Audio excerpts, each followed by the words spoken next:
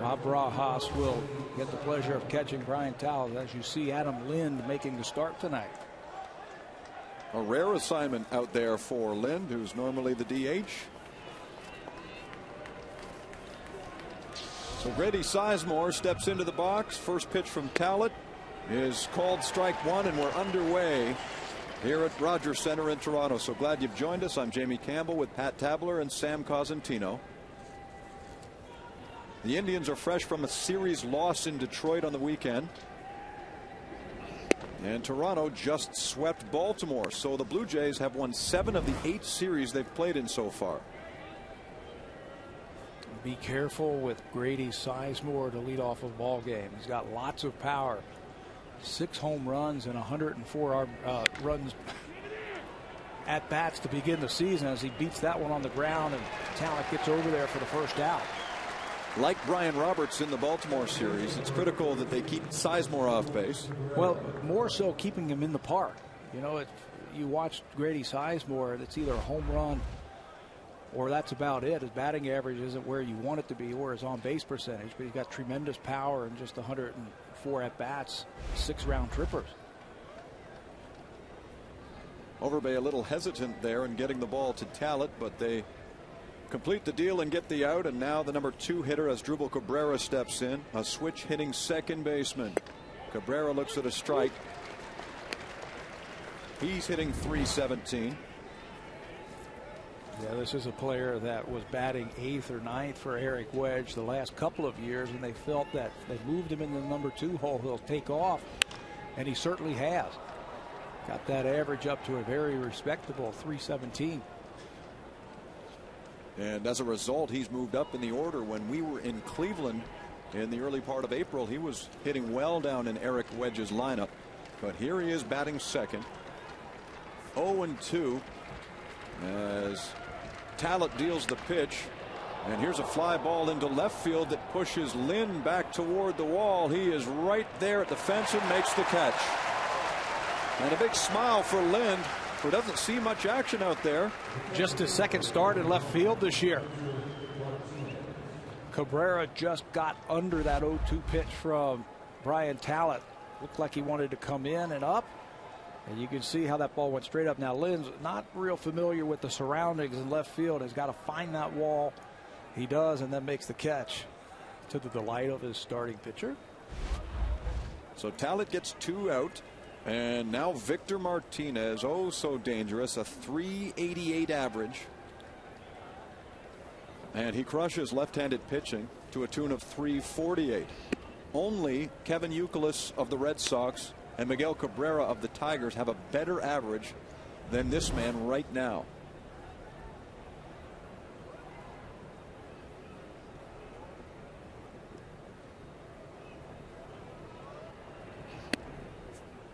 Two balls, no strikes to Martinez, who has hit safely in 12 straight games.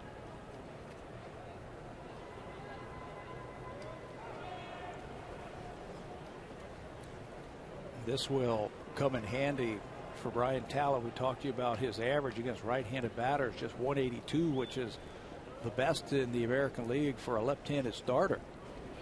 You flip that around, and left-handers are hitting almost .500 against Talbot.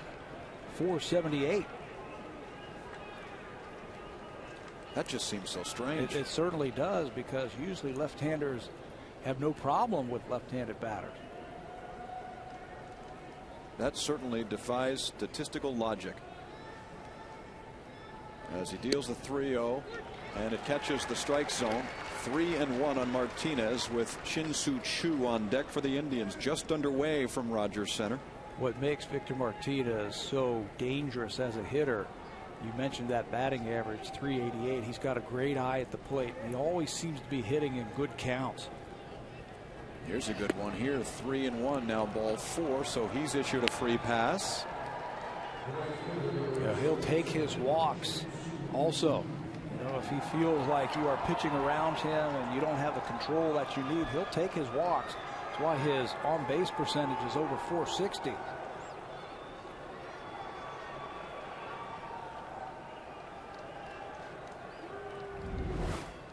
Shin-Soo Choo now stepping in, a .262 average.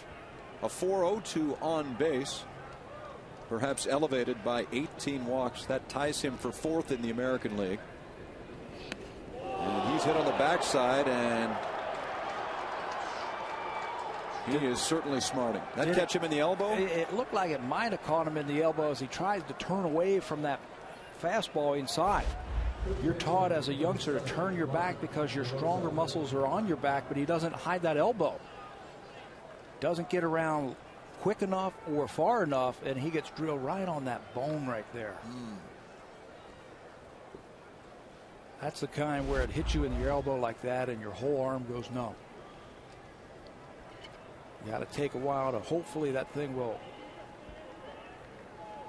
after a while, kind of rub itself and get out of there. You see him looking at his fingers. He probably doesn't have any feeling in his fingers right now. Brian Talent would certainly know what that feels like after he was hit on a comebacker in the Texas series. 2 men on for the Indians here. Mark DeRosa is the hitter. And DeRosa, in his first year with Cleveland, he came over in a trade with the Chicago Cubs, hitting .235. Started slowly. In fact, he was 0 for his first 12. He awaits the 1-0. Here it comes. That's down and in, 2-0. And then he came up with that big bases clearing double in a game against the Blue Jays off B.J. Ryan that made it close and prompted Cito Gaston to bring Jason Frazier in to save a victory on a Sunday afternoon at Progressive Field.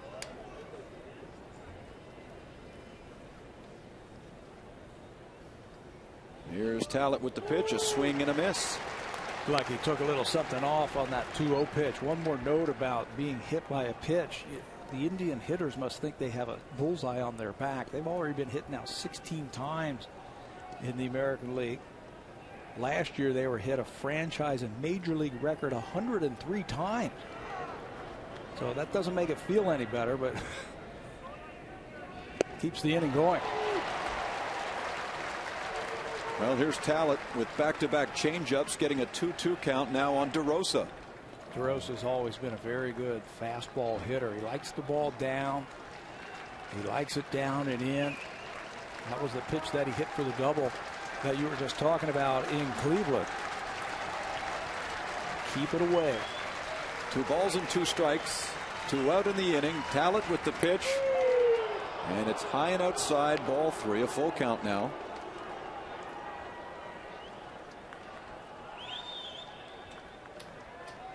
Martinez and Chu are aboard for the Indians.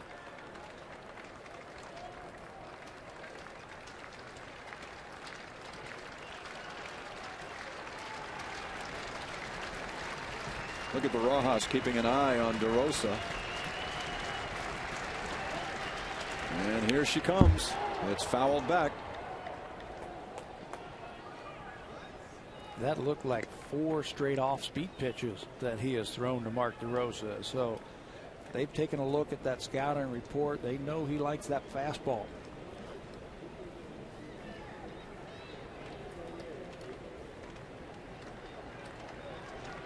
Talent brought out of the bullpen due to injuries to people like Jesse Litch and Ricky Romero.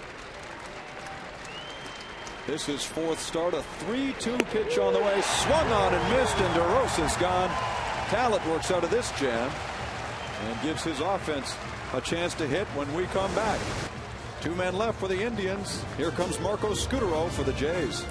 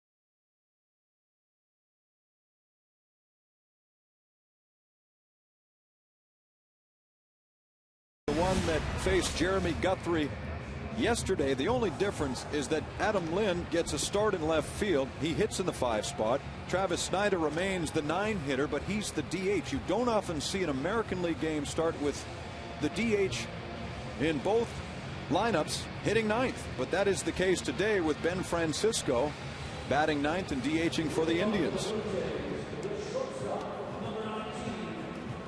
So the Blue Jays get the man who's probably pitching the best among starters for Cleveland these days, and that's big Fausto Carmona. With respect to Cliff Lee, he's only given up a couple of runs in his last 3 starts, but hasn't anything to show for it. Fausto Carmona, in his last start, gave up just 2 runs on 5 hits and pitched into the 7th inning against Boston in a game the Tribe eventually lost in 10 innings, 6-5. It was his longest start of the season and the fewest runs he has allowed so far this season. So he seems to be rounding into shape. He's got a heavy sinker that will just bear right in on right-handers. He's got a slider and a plus changeup. I think if he uses that more, I think he can do really well. And I think, Jamie, I think he dominates when he is down in the strike zone. So the Jays are going to have to get him to get that ball up.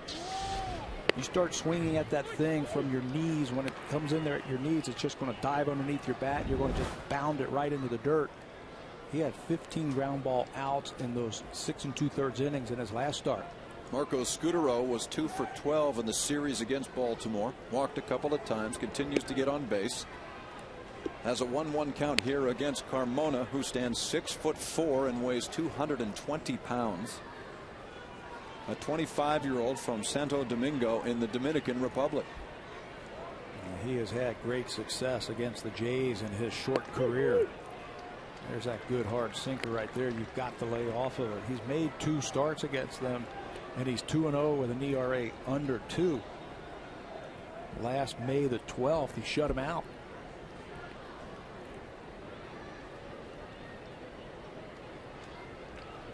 Scutaro began the year last season as a super sub for the Jays, and now he finds himself the everyday shortstop. Takes it high and inside, 3-1.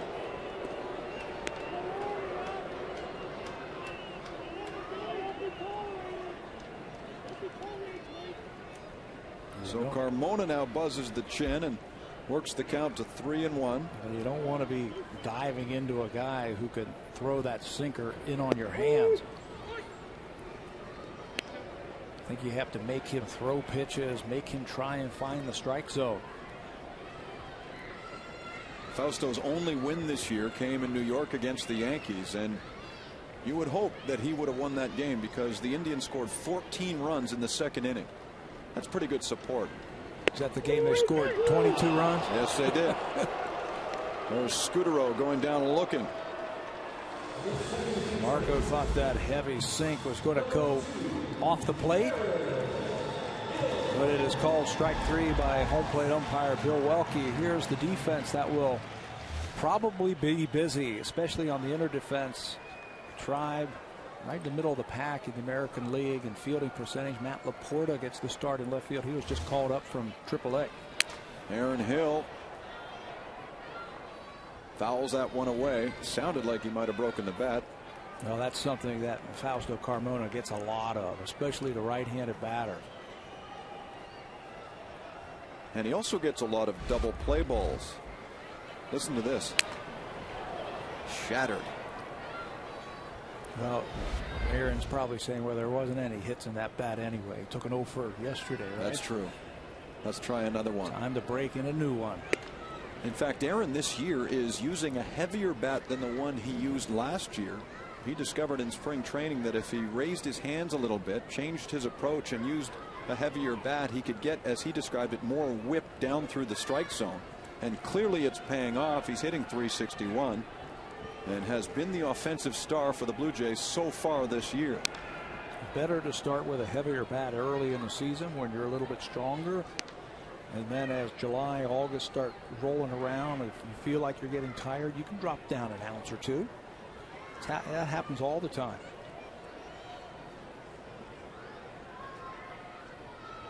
But whatever you're doing, just keep doing it, Aaron. A 1-2 offering, and that's on the ground. It goes off Carmona. Cabrera charges, bare hands to first. The stretch by Hill. He's safe.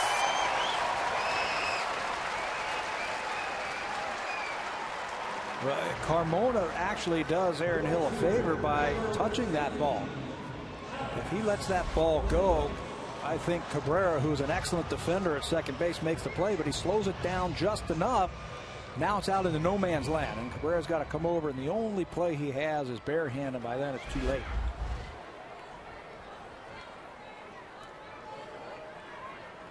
Aaron's on base then with his 44th hit of the season. What a start to the year. And perhaps Alex Rios is just beginning. 263 is the average. He hit his second home run in the game yesterday, and it was a monster to left field. Riding a 6-game hit streak right now, and he went 5 for 13 in the Baltimore series. So maybe, just maybe, we're going to see Alex Rios take off. Well, when you see the extra base hit starting to come off of his bat, that's when Alex in the past has really started seeing that batting average go up. Now would be a good time, of course, because as we know, the Blue Jays have seen so many teams from outside their division in the month of April. They will see the Yankees once, the Red Sox twice, and Baltimore again here in the month of May. 2-0 to Rios. Hill on first, 1 away. Now a 2-1 count. Let's take you back to yesterday, 5th inning. And Jeremy Guthrie serves it up. No doubt about this one. Yeah, you're right. Guthrie doesn't have that sinker like Carmona does here tonight, so the approach has got to be a little bit different. Guthrie's fastball is a little bit straighter, so when you are in fastball counts, you can kind of lean back like Rios did in yesterday's game. This one, you got to really stay on top of it. That shot into the ground, and it skips by DeRosa in fair territory, so Alex Rios is aboard. And an error charge to the third baseman on the play. His 5th already. In his 25th game, Mark DeRosa. I was talking to some of the Indians people before the game, and I was asking them how their defense was.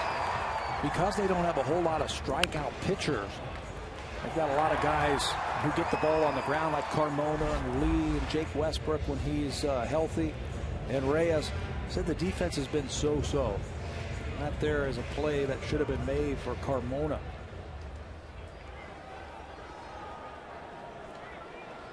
So Vernon Wells finds Rios and Hill aboard as he comes to the dish for the first time today.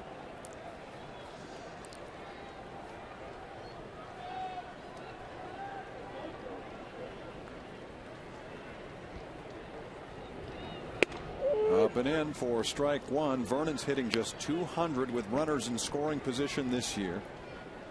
In fact, just a $167 with runners in scoring position and less than 2 out. But he's very quietly put together a 6-game hitting streak, and in that 6-game streak, he's driven in 7 runs. RBI chance here. Yesterday, Vernon hit his 4th home run of the year, a 2-run shot off Guthrie. It was the 472nd extra base hit of his career that passed George Bell for 2nd all time. Carlos Delgado, the franchise leader in that respect, with 690 extra base hits. 1-1 pitch, and that catches the zone. 1-2 on Wells. Bottom of the first inning here, no score. And Wells, the hitter, with 2 on. Adam Lind, the left fielder, is on deck.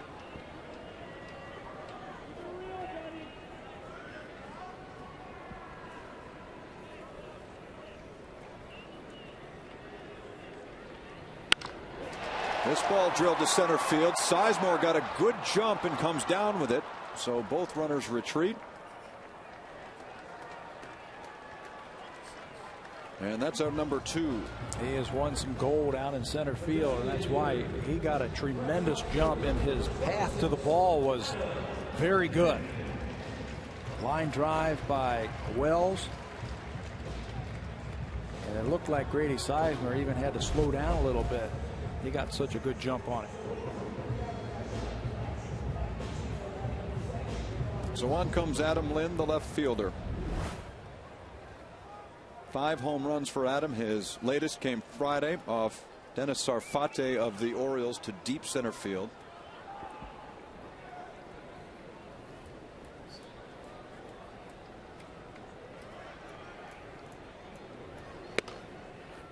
The Blue Jays are a vastly improved club with respect to driving in the runs when runners are in scoring position.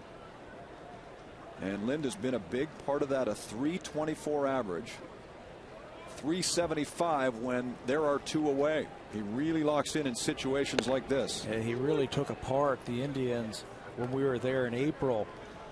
So I'm a little surprised to see the shortstop playing so far to the pull side with a sinking ball, fastball type of pitcher like Carmona. Look at the left side, really shifting him over to play on the pull side.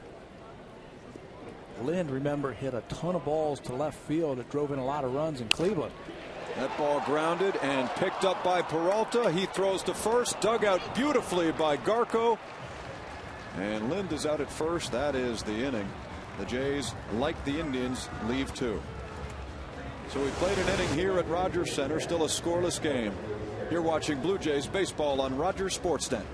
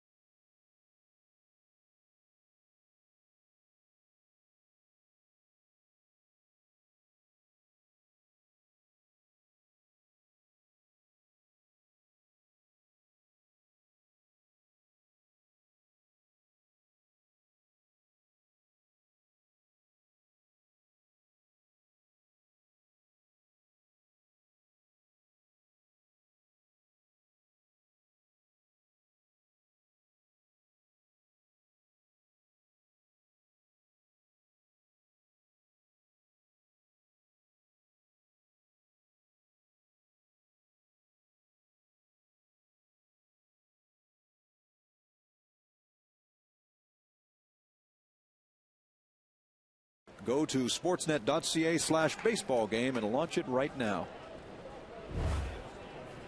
Here it's Johnny Peralta, the shortstop, who just made a fine play to get Adam Lind. He shoots the first ball to Scutaro, and Peralta's gone for the first out of the second inning. That was a nice play by Peralta, but a very nice play on the other end also by Ryan Garco. Dug it out of the dirt. Here comes Garco to the plate. It seems everybody in the starting 9 for Cleveland is hitting left-handers well this year, including Garco with a .385 average. A former catcher from Stanford University. Both he and the backup Kelly Shopik have the distinction of winning the Johnny Bench Award in NCAA baseball. And yet neither one is the primary catcher for this team. Yeah, I don't know how much catching Ryan Garco is going to do at the big leagues anymore. They've tried him in the outfield somehow to get his bat in the lineup because he's a very productive hitter. And for a while there, before Travis Hafner went on the disabled list, there wasn't enough bats to go around for their spots that they had. Talent with the 1-1 is high. It's now 2-1. So we'll probably see a little bit more consistent playing time for Ryan Garco. Drove in 90 runs last year. So he is a producer. He might not do it with the home run. Just one home run this year, but he's very good with runners on base. He pops this one up. And in comes Aaron Hill. So Garco's gone. That's out number 2. And now we get a chance to see a top prospect in Major League Baseball, Matt Laporta, who was the key to the CC Sabathia trade coming over from the Milwaukee Brewers. One of the most highly touted prospects in all of baseball. Well, when they made that trade request with Milwaukee, they asked for about 3 or 4 other very good hitting prospects. And Doug Melvin, the general manager of the Milwaukee Brewers, were not going to give up Matt Gamble, third baseman. They also have a shortstop. But they did say, we will give up Matt Laporta, or the deal wasn't going to be made by the Indians. He swings at the first pitch and airs it out into right field. And there's Overbay going out there. Had a long way to go, in fact, and he makes the grab. So Talent needs 6 pitches to get a 1-2-3 second inning. Long way to run, but he accomplishes the job.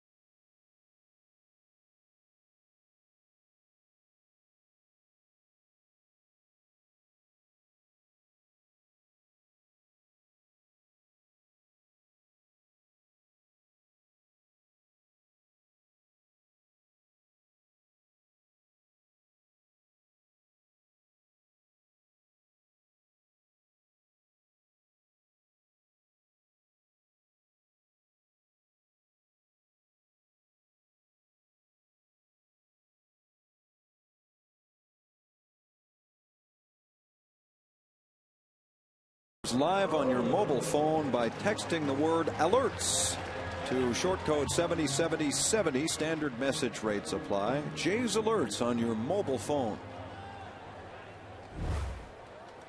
I can give you this alert. There is no score as yet here at Rogers Center on a Monday night. It's the Indians for a brief 2-game series. They play tonight, play tomorrow afternoon, and then the Blue Jays hit the West Coast. In the bottom of 2, Scott Rowland takes a strike from Fausto Carmona. Lyle Overbay will follow Rowland, and then Rod Barajas.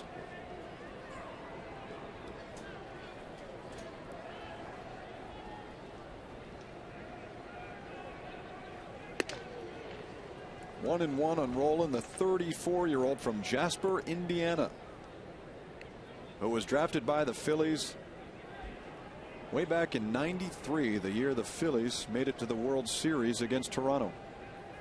The 1-1 pitch down and in. And he's had a tremendous career. A 5-time All-Star, 7 Gold Gloves. Now in his 14th year in the major leagues. He made a play here the other day that was sensational, taking away a hit from Brian Roberts. Still has those very good reflexes at third base. Pick a Blue Jay that took a hit away from Brian Roberts this past weekend. Well, they were all Travis on the left Snyder. side. Yeah, everybody over to the left side.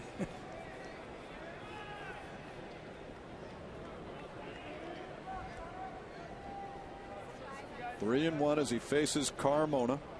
The big righty comes to the plate, and it's lined towards center field. And that ball gets down and rolls all the way up against the wall. Rowland charges for second, and he's got a leadoff double. You see how he didn't try and turn on that ball. He just stayed with it, let it get a little deep. Watch how this ball is going to come in, and he stays on it. If he tries to pull off of that ball, that's an easy ground ball to the shortstop. Good hitting mechanics, good idea at the plate, and he splits the outfield for an extra base hit.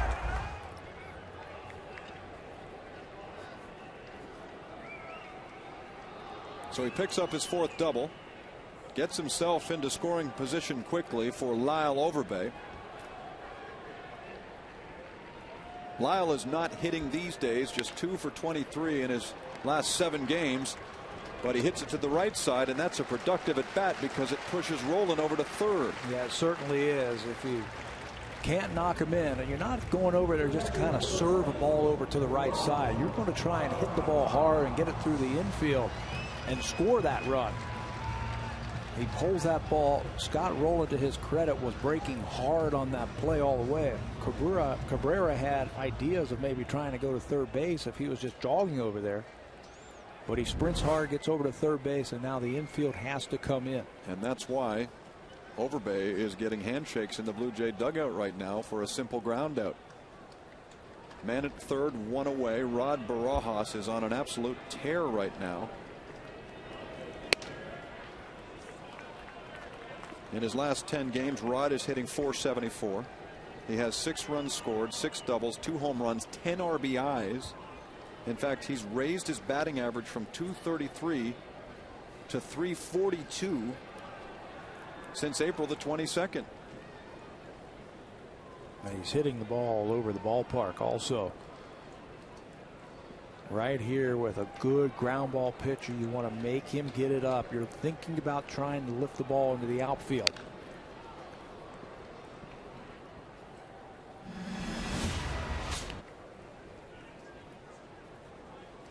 Last 4 games, 10 for 17. And I like that runners in scoring position. We talked a lot about that last year and how they struggled. This year, they are hitting so much better than 2 catchers.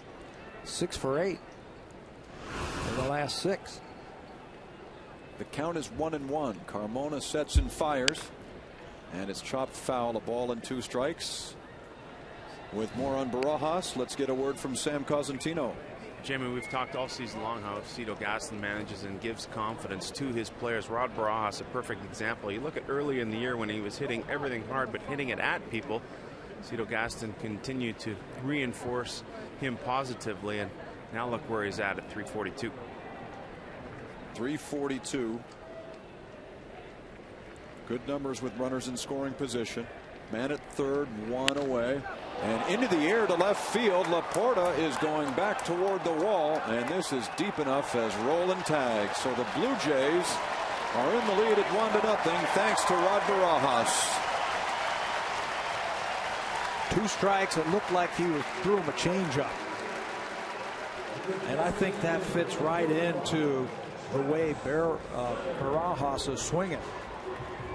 You know, with 2 strikes, you're really trying to protect the plate, and you throw a changeup like this, and you're staying back. You're telling yourself to stay back. Barajas does, and picks up the first run of the game. I was thinking that maybe he would still go hard stuff in and get him to jam him or get that ball on the ground. So you have to take advantage of a mistake.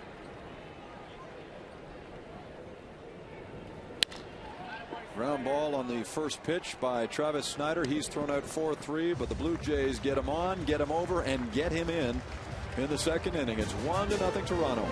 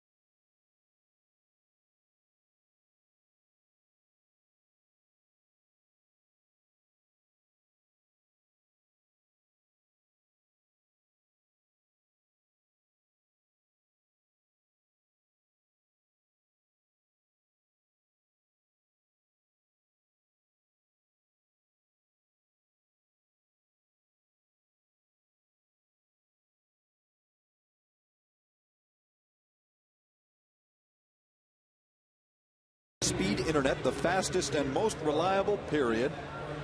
And imagine this, 23 days in first place for this club from 2002 through 2008. They were in first a total of 29 days. These are heady times for the Blue Jays. We will take it, won't we?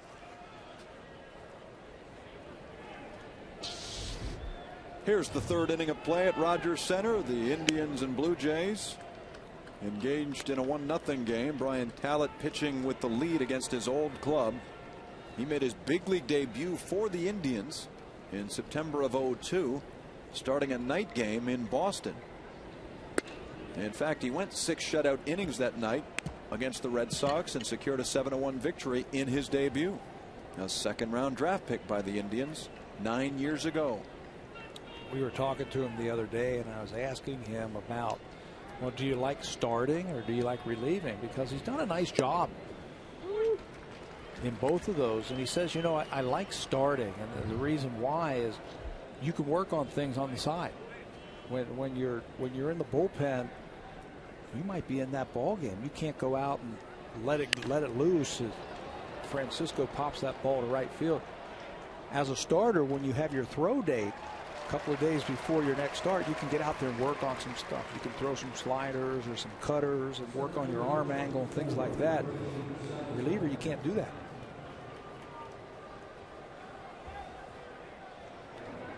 Let's hear from Sam Cosentino. Sam. You know, Jamie, the benefit of being in the bullpen so long is that Talent knows that his job as a starter, especially as a fill-in guy in the starting rotation, is to get 18 to 21 outs. I think that's a great outlook for a pitcher, knowing that when he turns it over to the guys that he spends so much time with on a regular basis, that they'll get the job done for him.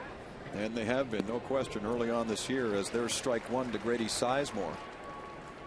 If you press Cito Gaston, Cito has obviously spoken with Brian about his future in the rotation, and it may not be for long with people like Ricky Romero and Casey Janssen set to return. He might be put back in the bullpen, and Gaston says he's fine with that. He doesn't really care what he does for the club as long as he's helping the team. You would have to think, though, that when the first two come back, the first two to go would be the rookies Robert Ray and Brett Cecil, who'll make his big league debut tomorrow. Yeah, I'm sure Brian doesn't matter either, as long as he's got that Blue Jay uniform, because he's done a good job out of the pen, and he's now done a good job, I think, taking over because of all the injuries to the starters. He just wasted Grady Sizemore on 3 pitches. Looked like a little cutter down and away from Sizemore. So quickly 2 out for Talent here in the 3rd inning, and as Asdrubal Cabrera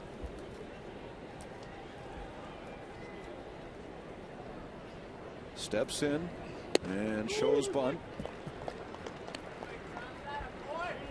Cabrera hit a towering fly ball to deep left field in the 1st inning and forced Adam Lind to make a play. He's been DHing so long, he cracked a smile as soon as he made the catch. There's the 0-1 offering, and that's a nasty swing at a good pitch.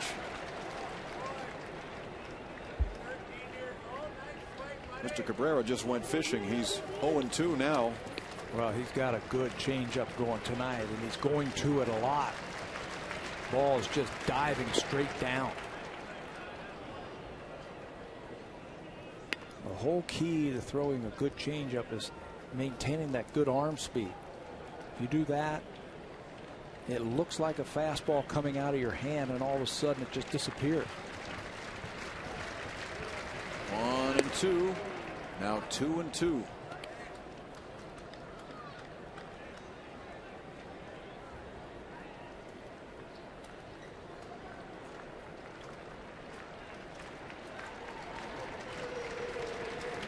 Pitch is on the way. Changeup down and away. 3 balls, 2 strikes on Cabrera, with the 3-hitter Victor Martinez awaiting on deck.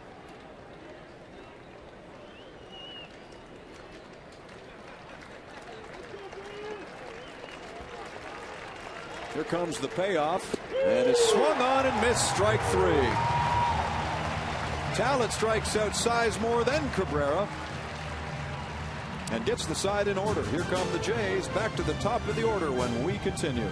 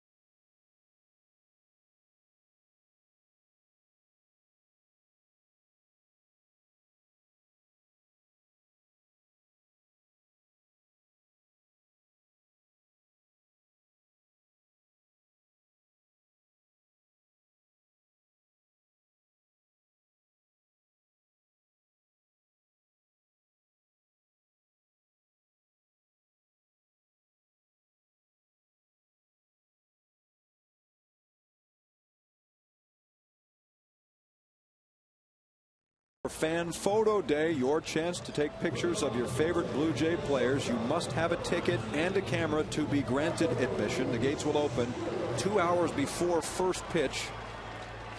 Shortly after 1 o'clock local time is first pitch when the Blue Jays take on the White Sox. The annual Fan Photo Day, a popular promotion for the Blue Jays here in Toronto, where we find the Jays leading 1-0 into the last of the third against Fausto Carmona. Marco Scutaro is the hitter. He struck out on a 3-2 sinker back in the first inning. Scutaro's now 33 years of age and in his 8th year in the big leagues. He came up with the Mets, spent a number of years with Oakland, and then came here last year as a free agent. Originally, though, he was a non-draft free agent signing by this very Indians team back in '94. And when he came here last year, he got to play for extended periods of time. First when Scott Rowland was injured at the beginning of the year. That ball was lifted to right field, and then he played some second base when Aaron Hill was hurt. He played some shortstop, and me being one of them opened up my eyes to, hey, this guy's a pretty good player. You know, he swings the bat, and he plays good defense. He runs the bases well. Cito Gaston certainly thinks he can do that. Another case of a player who is given an opportunity due to the misfortune of somebody else, the opening day third baseman, because Rowland started the year on the disabled list. And as you said, open some eyes, and look at him now. You know, I've seen that a lot in baseball, that happens. You get tagged with a certain type of player. You're a utility player, or you're a fourth outfielder, or you're really just a backup catcher. Then you get a chance and you take advantage of it, and all of a sudden that perception of you changes. And I think that's what's happened with Marco. And he will be a free agent at the end of this year. You know, the Blue Jays don't have someone at his position right now knocking on the major league door.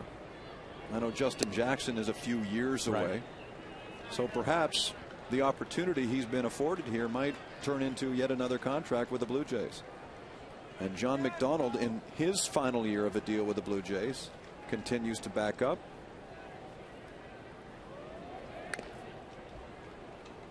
And you have to feel for Johnny Mac in a way, because the team has been so successful that he won't find a way to crack this starting lineup anytime soon, as long as Scutaro is getting on base and playing sound defense as he is. And he would be the first to admit, Johnny Mac would be the first to admit that, hey, you know, whatever is good for the team. Another broken bat for Hill, and this one dies a hero. A base hit, his second of the game. He's 2 for 2. And Aaron continues to lead the league in hits, 45 of them now. Hey, no problem. If you break a bat, why not do it on a base hit? 2 strikes, too close to take, as that thing is just bearing in on him, but he muscles it out into left field. He is just hitting everything. Those are the kind of hits you get when you're hot. Yeah. Yeah. When you're not, that's a little humpback liner to the shortstop. And now Rios grounds to third, and that sneaks by a diving DeRosa. Alex reached on an error in the first. This is a legitimate base hit and puts men on first and second. That's good to see, because he's squaring up a guy, a pitcher who's got a good hard sinker. He's squaring that up and gets on top of it. Hit that ball hard. A couple of hops past DeRosa down in the left field. So Alex has now hit safely in 7 consecutive games and gives Vernon Wells yet another opportunity to hit with men at first and second and 1 away. Bottom 3 in the Blue Jays lead 1-0. Wells hit one off the end of his bat to center field in the first.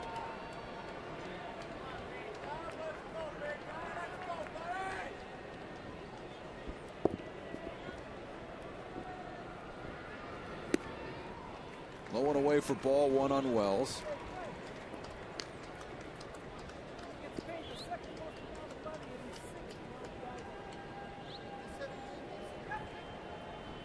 He tagged his 4th home run of the year in the first inning yesterday against Jeremy Guthrie. And he drives this ball to center field. Sizemore, another good jump and another great catch. He did it to him twice. This is looking a lot like the first inning. Scudero made out a single and an error, first and second. Wells tagged the ball his first time up to center field. This time he stays back, and I thought it had enough to get over him, but look at the ground that Grady Sizemore covers, how quickly. That was a line drive. That wasn't a fly ball. That was a line drive. And he got all the way back to the warning track to take away extra bases from Vernon. What's impressive is his jump. As soon as you heard the sound of the ball hitting bat, you could see Sizemore moving. And moving straight back, reading it nicely off the bat. Adam Lind now takes a strike from Carmona. So like the first inning, this one started out with Scudero getting an out. It followed with a Hill hit. Rios reached this time on a hit, first and second. 2 away now, and Adam Lind in the same position as he was in the first inning. Although now he's behind 0-2.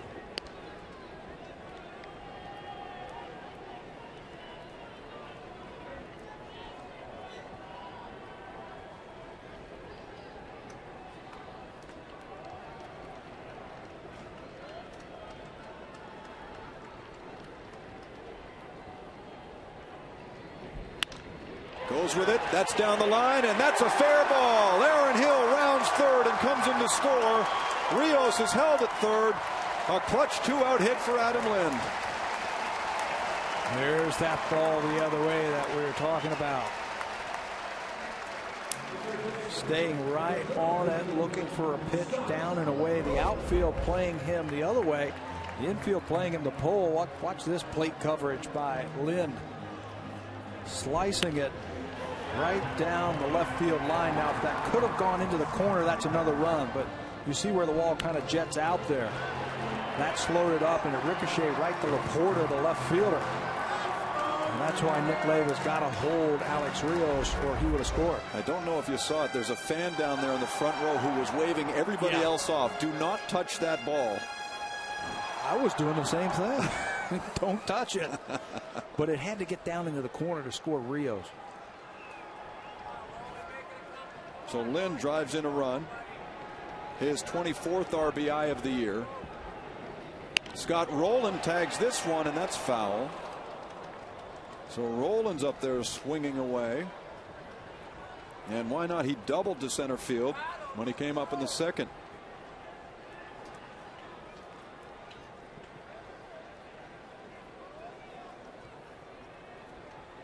The Blue Jays lead 2-0 with 2 out in the bottom of the third. Carmona leaning in. He's got the sign now from Martinez. And here's the pitch. It's 1-1.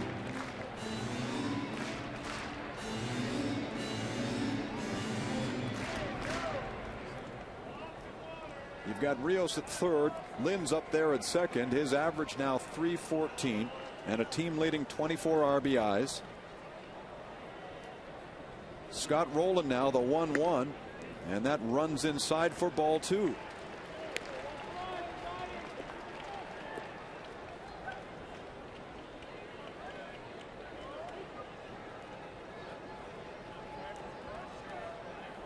The Blue Jays as a club hitting .306 with runners in scoring position. Rowland's .364 certainly making a contribution.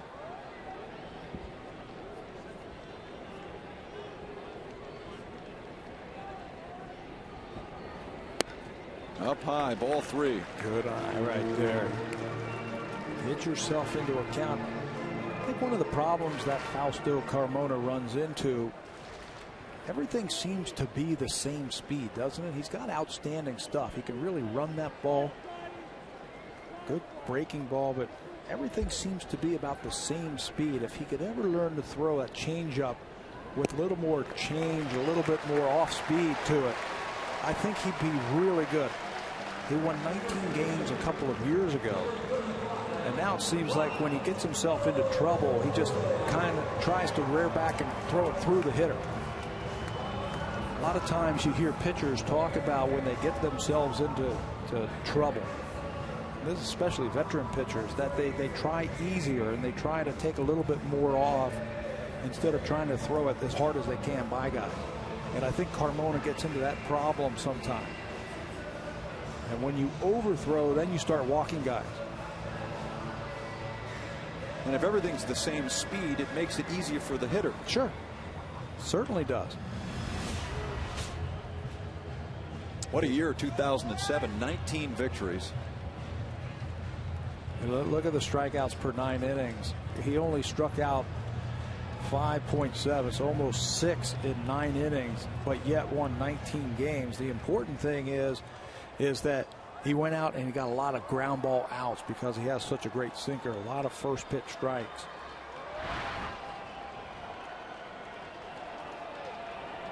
He will deal with Lyle Overbay now. Bases are loaded for the Blue Jays, and Overbay checks his swing.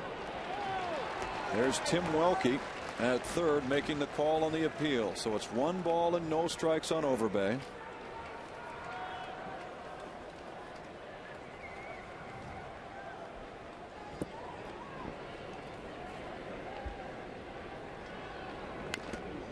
And that one hits Bill Welke in the mask.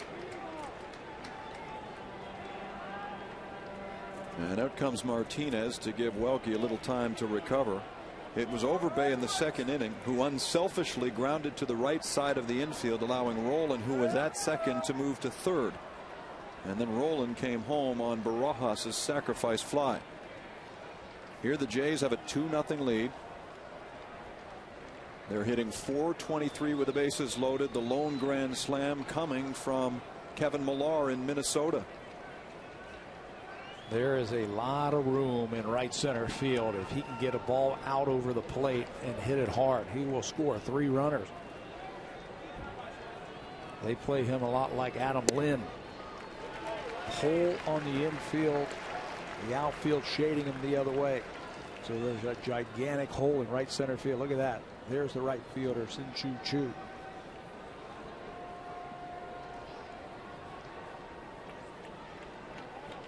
Rios, Lind, and Rowland aboard here in the third. 2 out, 2 and 1 on Overbay. Down and in for ball 3. And now Carmona's really got to lock into that zone. Pressure is on the pitcher here. And Lyle's got to lock into his pitch. He is a good low ball fastball hitter. Look at the bill of his cap. It's about to start dripping. Here comes the 3-1 pitch, and it's shot foul.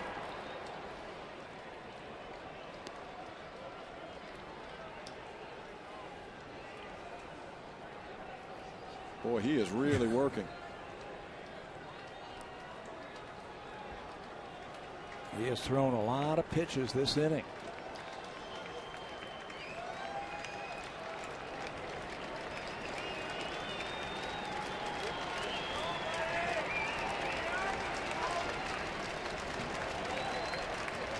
Here she comes, and it's popped in the air into left field. Laporta comes in, and the bases are left loaded, but the Blue Jays do get one on Adam Lynn's 2-out double and lead the Indians 2-0 after 3 innings of play.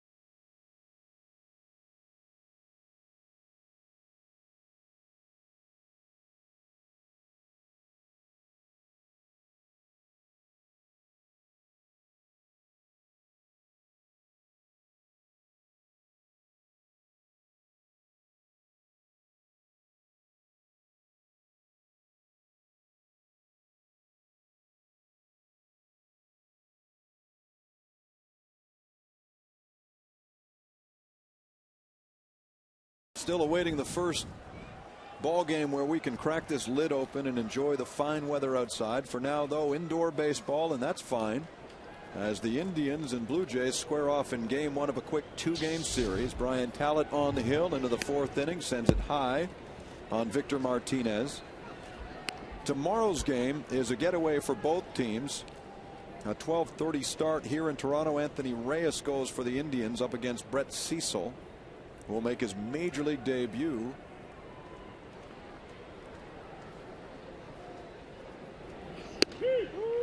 Strike 1 from Brian Talent.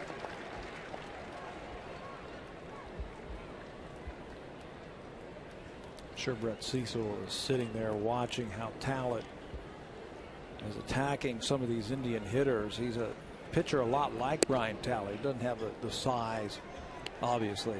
Talent's about 6'6", Cecil's about 6 feet tall, but their stuff is very comparable.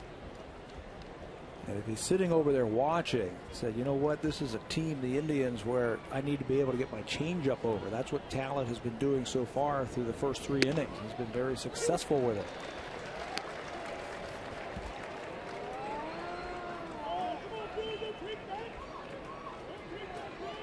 Well, it's 2-2 here on a very dangerous hitter in Martinez. And Talent walked him when he faced him in the first inning. It's been an efficient outing for Talent so far, just 43 pitches, and this ball is hit to right field. Alex Rios is there and Martinez is gone. Well, Fast Facts, as always, are brought to you by Rogers High-Speed Internet, the fastest and most reliable, period. Cecil will become the 6th Jays starter to make his major league debut since 2005. The others include Ricky Romero, Jesse Litch, who debuted against Baltimore, Dustin McGowan in 05 against Texas, Casey Janssen, and Ty Taubenheim. It's popped up, foul territory. Roland races over, and he's got it. 2 gone. Ty Taubenheim And Taubenheim, of those 5, was the only one to make his debut on the road. He did so in Colorado. The other 4 all made their big league debuts here at Rogers Center. Ricky and Jesse Litch, the only ones to win those. So good luck to Brett Cecil tomorrow. No TV tomorrow. We're going to miss it. That's too bad. I know. The one non-televised game on the schedule, and we've got Cecil making his debut. You know, I'm just looking at that list. We missed someone. Robert Ray. Did we not miss Robert Ray? Sure.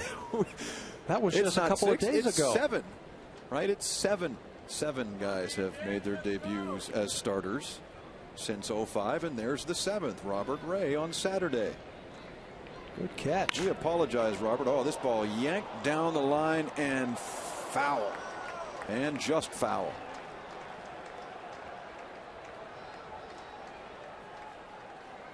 Well, look, you can't catch the game tomorrow on Sportsnet, and we feel terrible about that, but you can watch most games by logging on to BlueJays.com and signing up for MLB.tv, the best way to watch out of market games live on your computer at home.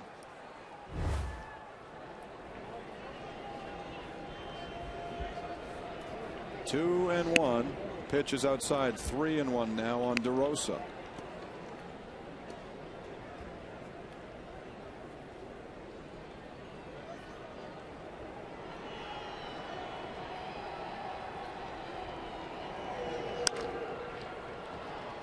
Skied to right field. Here's Rios to give it a look. And it's out of play.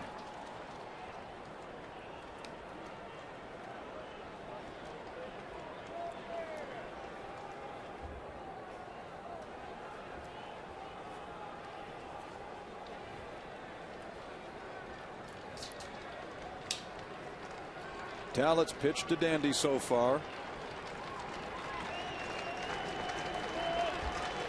Trying to get through the 4th here, and he does so. Goodbye, Mr. DeRosa. A strikeout for Tallett, his 4th. No runs, no hits, nobody left. And the Blue Jays are on top 2-0. You're watching Blue Jays baseball.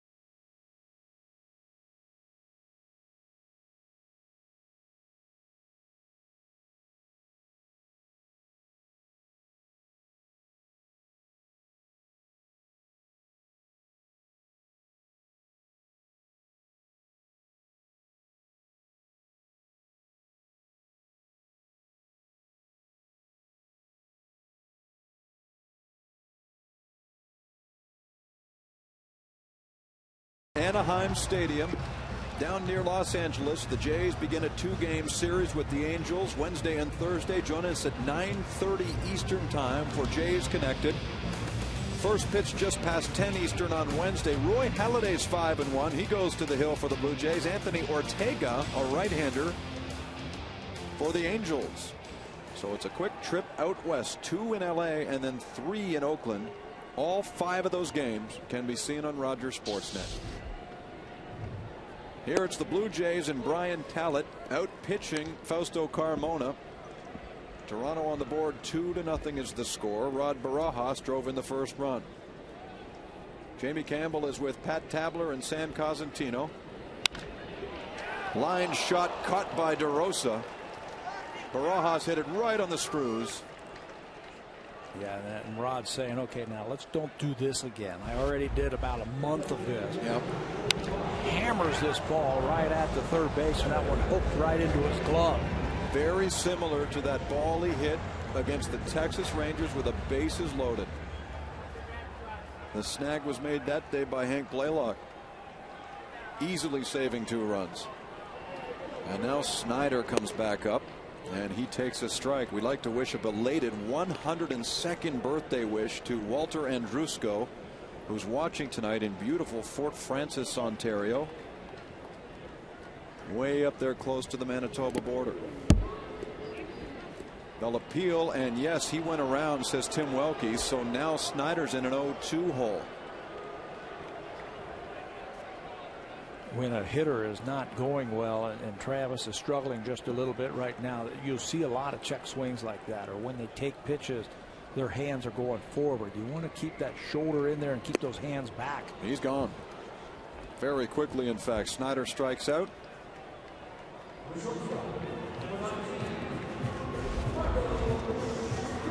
Watch the depth of this ball, how it goes straight down. Good job right there by Victor Martinez to get that ball before it hits the dirt. Just in case he goes up to tag Snyder to record the out. And now Snyder's in a little mini funk. He's 0 for his last 11. As Scutaro gets under this one, pops it into shallow center field. Sizemore comes in, waves off everybody, and they get a 1, 2, 3, 4th on 6 pitches.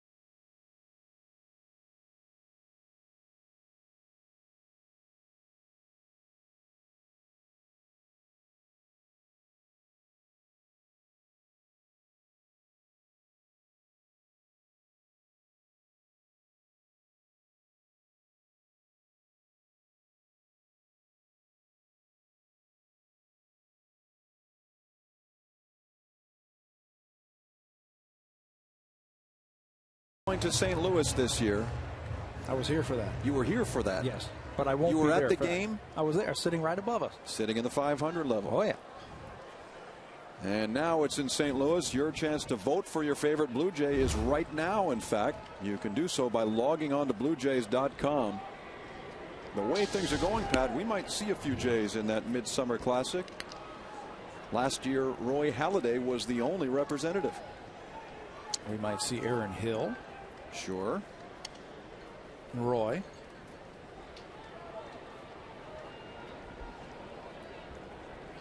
Heck, Rod Barajas, the way he's hitting right now. He'd have to keep that up, mind you. How about Scott Richmond 4-0? Hey. Huh? And Adam Lynn should be considered, although it's, you know, it's a National League deal this year, so there's no DH. As the hitter here is Johnny Peralta, the shortstop. And we talked about this yesterday. It's a shame they can't find space for middle relievers, because Jason Fraser, right, and Jesse Carlson would certainly warrant some kind of attention. As Peralta awaits the 2-1. Peralta has very good power. He led all AL shortstops in home runs the last 3 seasons with 57 home runs. He hit his first one on Friday this year in Detroit, so he's been in a dry spell. Ball 4. He draws a walk to open the 5th inning. Well, as he moves down to first, we'd like to wish a belated 84th birthday wish to Al Mowat, who's watching tonight in Belleville, Ontario, and a speedy recovery to Nina Dunn, who broke her leg. Nina's checking into this game from Brights Grove, Ontario, well known now as the hometown of Mike Weir.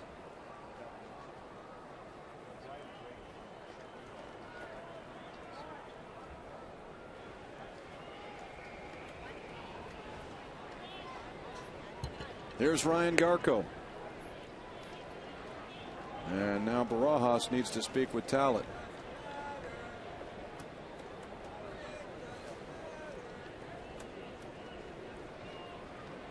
Just 56 pitches for Talent as we're in the 5th inning.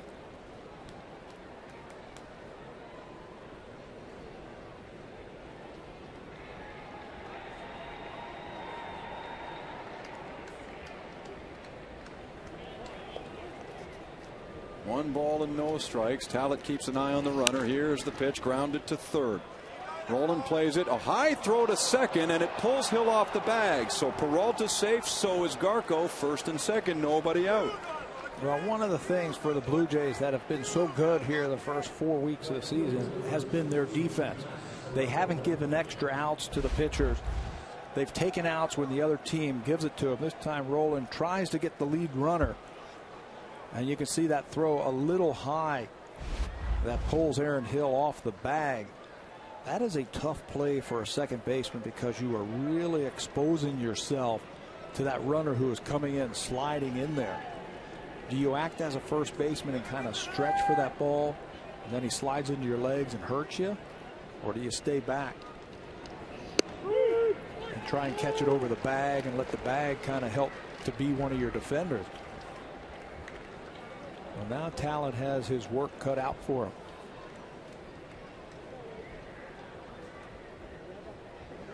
Roland is charged with an error on the play, his 4th of the year. 1 strike on the rookie Matt Laporta. And now 2. He made his big league debut in Detroit yesterday. So this just his 2nd big league game, still without a hit. And he's got runners at first and second, nobody out in the top of the 5th inning. Well, the Indians made some wholesale changes the other day, trying to rework their roster.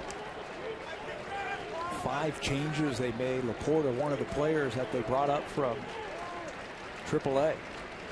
There's the 0-2 offering, grounded to third, charged by Roland. He gets 1 over at second and no play to third, so 1 out on that play.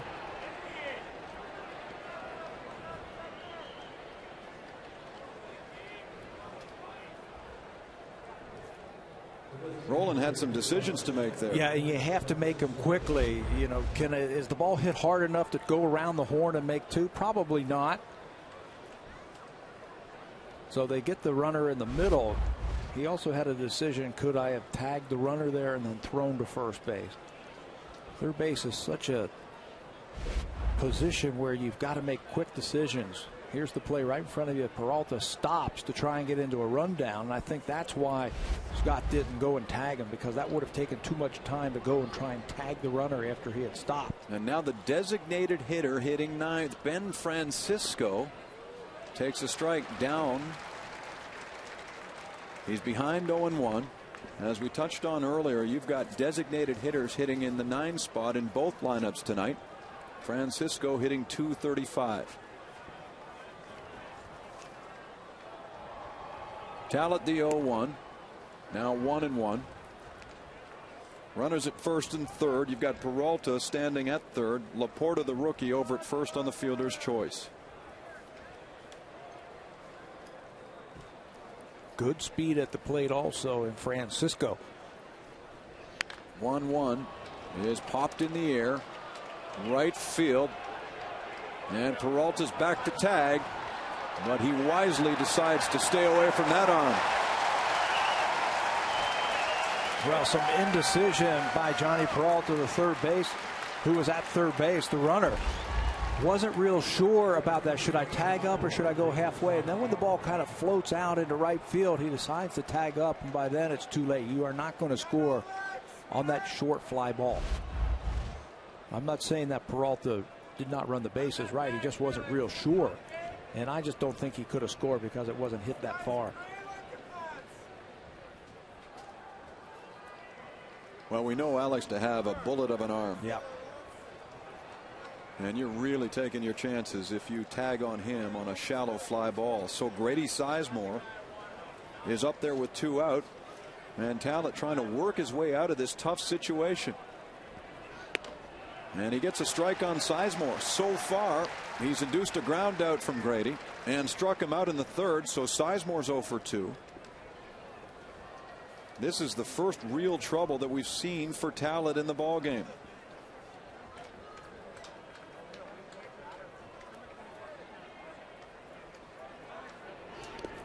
And that ball is in front of Barajas. He fakes the throw to second, and Laporta slides in safely. Good heads up base running there by the youngster Laporta. When you are that runner over there at first base, you got a direct line of the ball, and you can see if it's in the dirt, he goes right away. So that ball barely made it off the dirt, and he makes it without a throw. So good aggressive base running right there for Matt Laporta.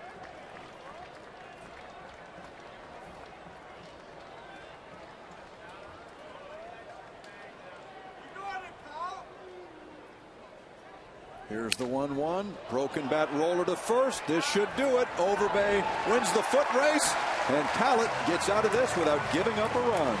A 2-0 lead for the Blue Jays.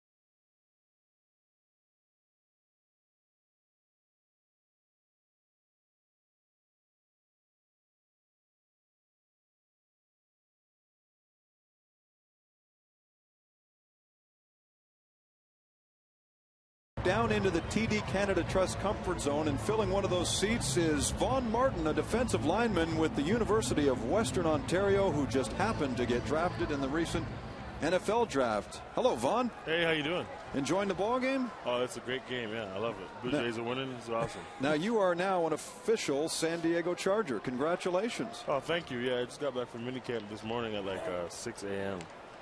Into Toronto. I was there from Thursday till yesterday, Sunday. Have you got a room here at the hotel? Yes. We just saw your jersey hanging in one of the rooms. Yeah, that's actually Matt Baxter. He's like the head of my management, I guess, and he got that. I don't know where he got that from. I haven't seen it. Here's Aaron Hill. He hung that up there. So. Well, great to have you aboard. Thank you. Tell us about draft day. What was it like as you were waiting to hear your name? Well, my draft day, was not the Saturday, As some people are, lucky to have. Mine was a Sunday. So, going into it, I really wasn't that nervous. I was probably more nervous throwing out that first pitch there. I didn't want to hop it. I've seen some horror stories. Guys end up on the highlights for the wrong reasons because of that. But no, I wasn't that nervous. I knew I was going to get an opportunity, being Canadian and stuff like that. I was expected to go in the later rounds, or I heard a bunch of stuff, so I really didn't pay attention to it. And I was just happy when my name got called. Did you have an inkling it would be San Diego?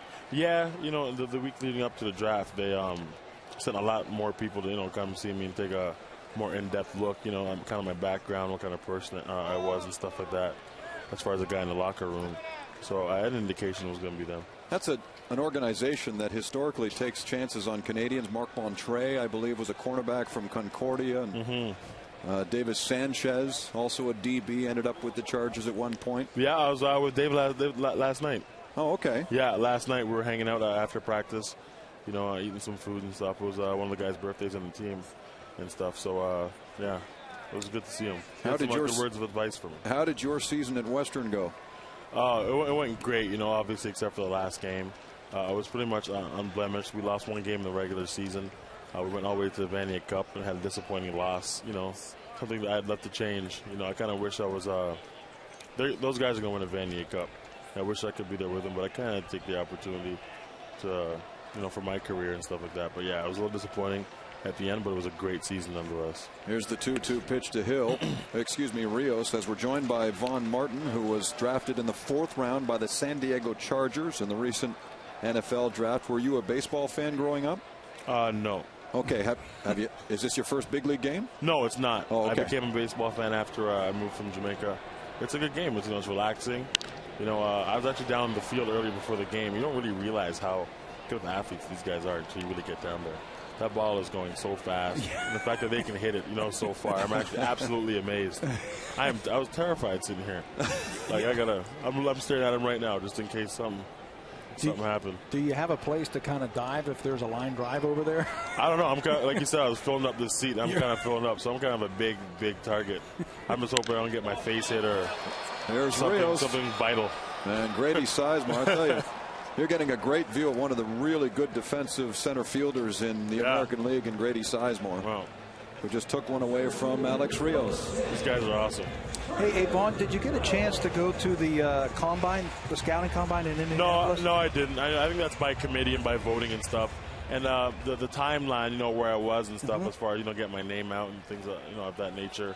When they voted, I guess they didn't know enough about me. But there wasn't enough interest at that point in time to get invited to the combine. So what I did was just schedule 3 pro days. Teams RSVP'd, as they liked to attend. Some, were more intended than others, and that's how I kind of got to be seen, I guess. I heard you had a good 40 time. Yeah, it was pretty good. I was reading in Sporting News, and he was the guy who was shooting up the draft charts as we got closer to the draft. Vaughn, we were in Chicago at the time, I believe, when the draft was going on, and you'll have to pardon my ignorance. Did anybody else from Canadian University football get selected? No, and not in the NFL draft. Jamal Lee did sign with Carolina shortly after the draft. That's right. Yeah, I'm looking for him to do big things. And then he got drafted in the 1st round in the CFL draft, I believe. Yeah, so that just goes to show what kind of athlete he is. Were you taken in the CFL draft? No, I'm not eligible for the CFL draft for like another 2 years. Oh, okay. So how was mini camp over the weekend? Mini camp was good overall. The first day, it was kind of everything was flying by about 250 miles an hour. How different was it? Oh, it was different. Those guys are big, and they're fast, and they're angry, and they're sweaty, and they're angry, and they're fast, and they're big. I don't know if I said that before. I've had a chance to be on the sidelines of an NFL game, and it's frightening. It is frightening, but it's good. You come up to speed really fast. If not for to compete, just to save your life. Hey, Vaughn, good luck. Good luck, and Pat and I will be looking for tickets when the Chargers end up in Buffalo. All right, just let me know. Thank you very much. Nice talking to you. All right, good luck to you. Bye-bye.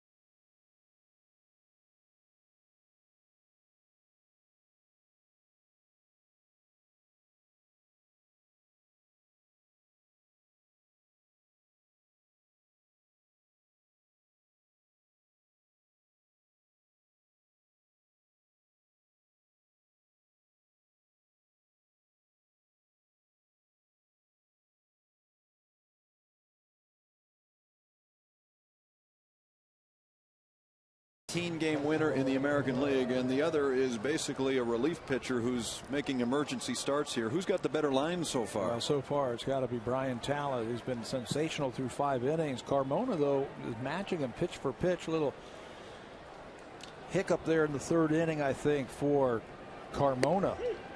He left the bases loaded and gave up the 1 run, but he's been stellar since then, and Talent has been throwing a lot of strikes. Boy, has he ever. He has struck out 4. Gets ahead of Asdrubal Cabrera, the number 2 hitter. Cabrera grounds to short, and Scutaro throws him out. The line so far for Talent: no runs, no hits, 1 error committed by the Blue Jays. For Toronto, 2 runs, 5 hits, and an error. And look at these girls. Now that's creativity for you. They have been standing there for about half an hour waiting to get on air. Hannah Heckler and Popfly Polly. I didn't know you were working with some other analysts. Well, you know what? I apologize. We didn't want to tell you this way, but you're out for the next homestand, and I've got 3 girls coming in to work with me. Brilliant stuff. That one gets away from Barajas as Victor Martinez is back up.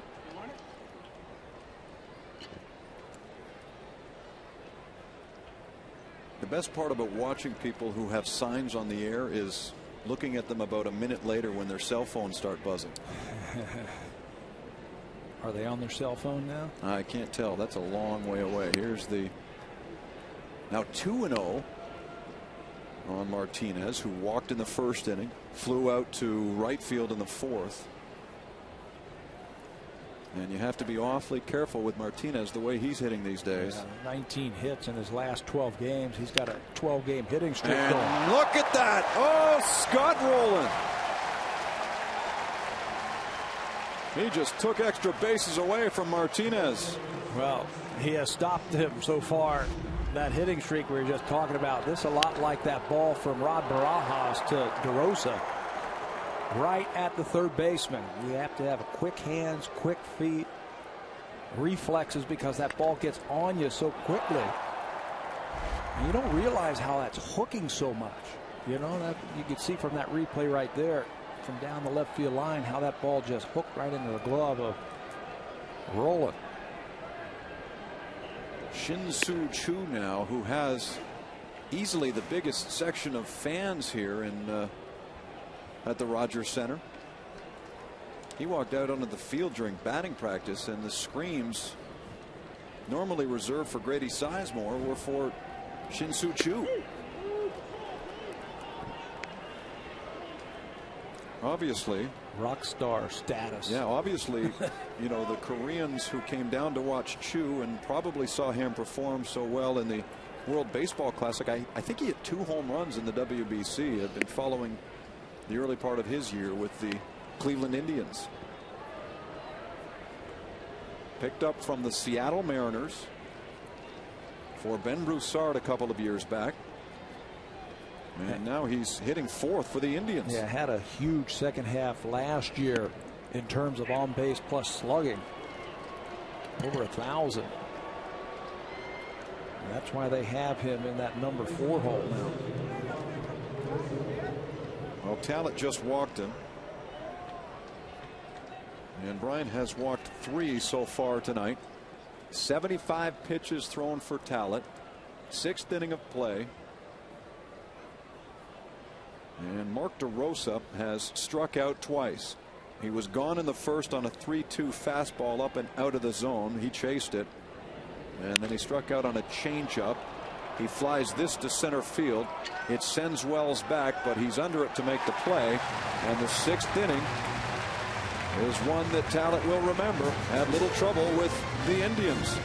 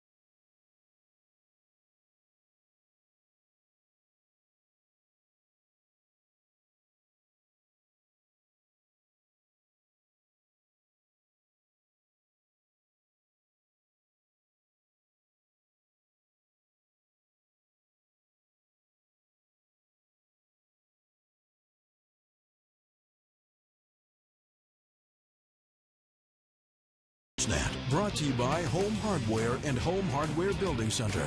Homeowners helping homeowners.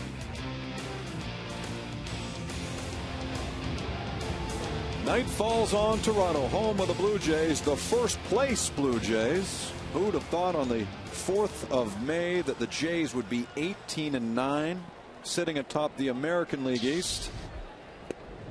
In fact, they are sitting atop the American League in general. They are the only team in the junior circuit with losses in the single digits.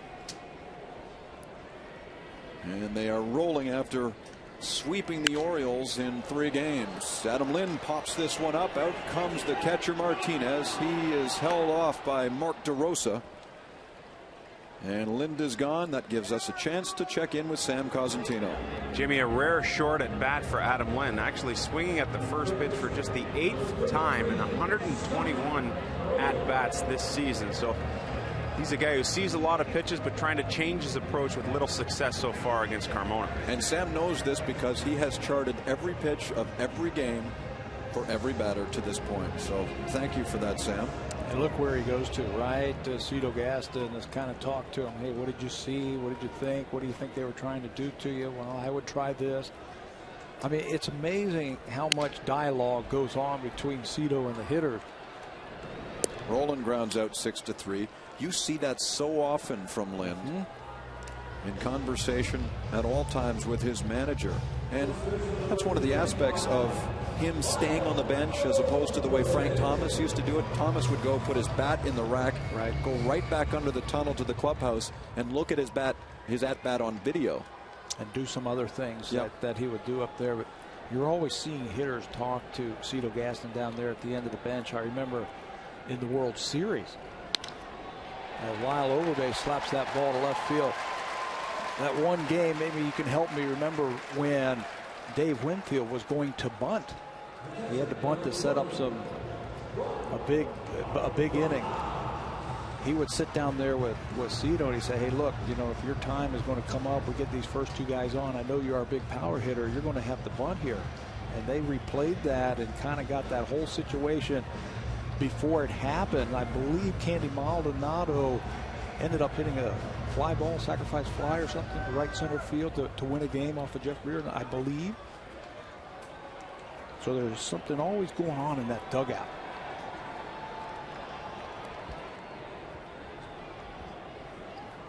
Well, here's Rod Barajas 0 for 1. He's sacrificed in a run in the second. The only one the Blue Jays have needed to this point based on the way Brian Talent is pitching. And then lined out sharply to DeRosa his last time up. He comes up now with 2 out and 1 on.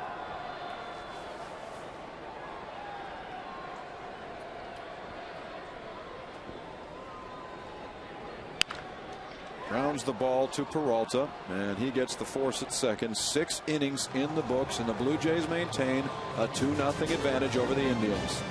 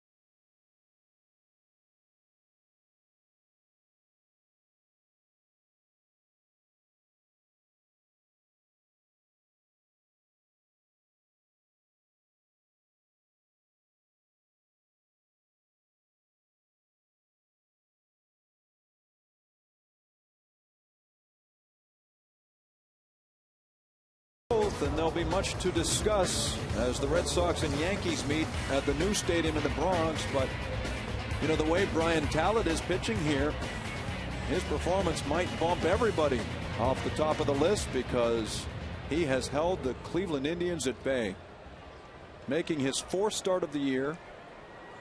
He's thrown 76 pitches. He'll face Johnny Peralta here to begin the 7th. And he has held the Indians without a run, 0s across the board. The shortstop Peralta has walked and grounded out.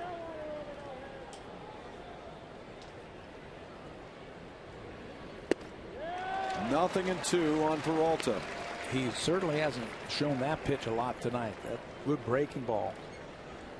He has been doing it, spotting his fastball, throwing changeups to a good team that likes to hit fastballs, and then showing him a slider. It looks like Barajas wants another one.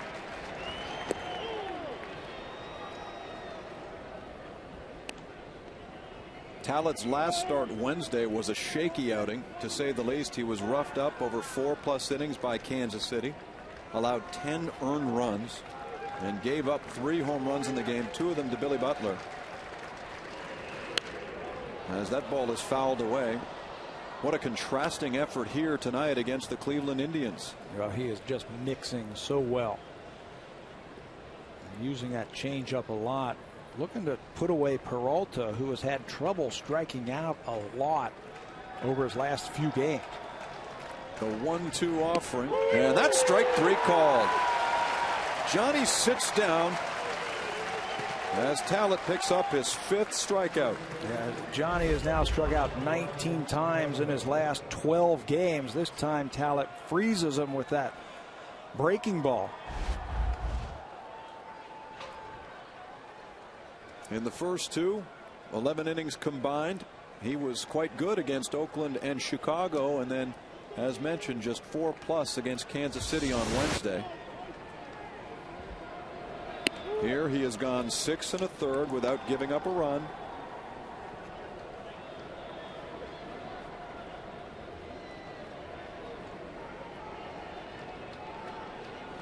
Ryan Garco now, the first baseman, sets in. And that goes up the middle, and there goes a no-hit attempt by Brian Talent. That's the first Cleveland hit in 6 1/3.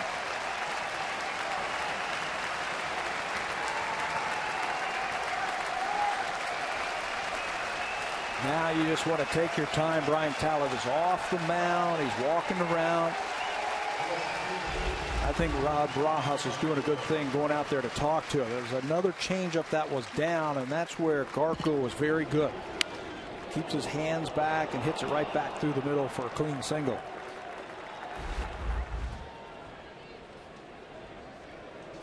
There's Lyle Overbay talking with Garco. Overbay last year broke up a no-hit attempt by Dave Bush in Milwaukee in the 8th inning. As Matt Laporta steps in looking for his first big league hit, and this might be it in a big way. A sock to left field, a home run, and this game is all tied. What a way to get your first hit in the major leagues. They threw the ball back down on the field. That was a no doubt about it. Looking for the first pitch fastball. Matt Laporta, he had 22 home runs last year in Double-A. And he climbs all over this one. High arching drive to left field. That makes the seats. So the lead is gone in a flash. No hits through 6 1/3, then a single, and now a home run for Laporta. He'll get handshakes and the baseball.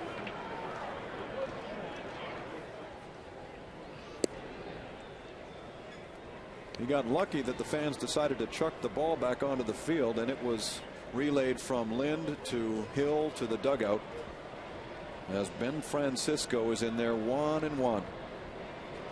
Talent delivers. He drops a bunt. Quickly off the mound is Talent. He fires to first, not in time.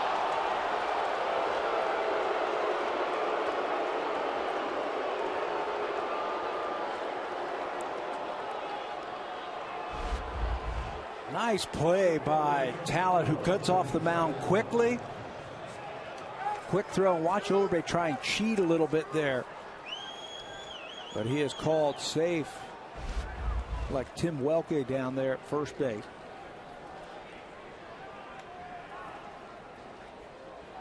So it's an infield single, a bunt single for Ben Francisco, who's got enough speed that they could start that runner. Back to the top of the order then. The ever dangerous Grady Sizemore. And Francisco dives into the bag.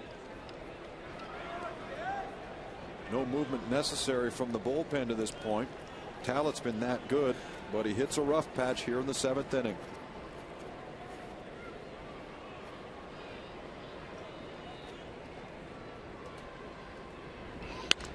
And this ball is drilled to right field, chased down by Alex Rios. Francisco can fly. He's stopping at third. And Sizemore doubles to keep the line moving for Cleveland. Second and third, and just one away.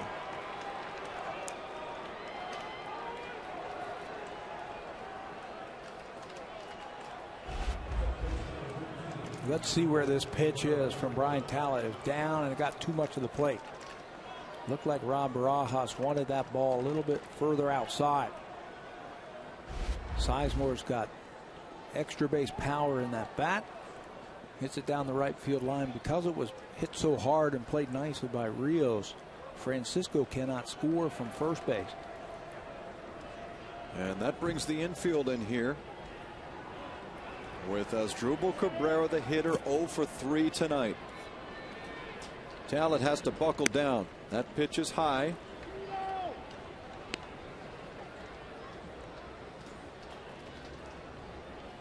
It's almost as if, Pat, that after he finally gave up that first hit to Garco, he lost a little concentration.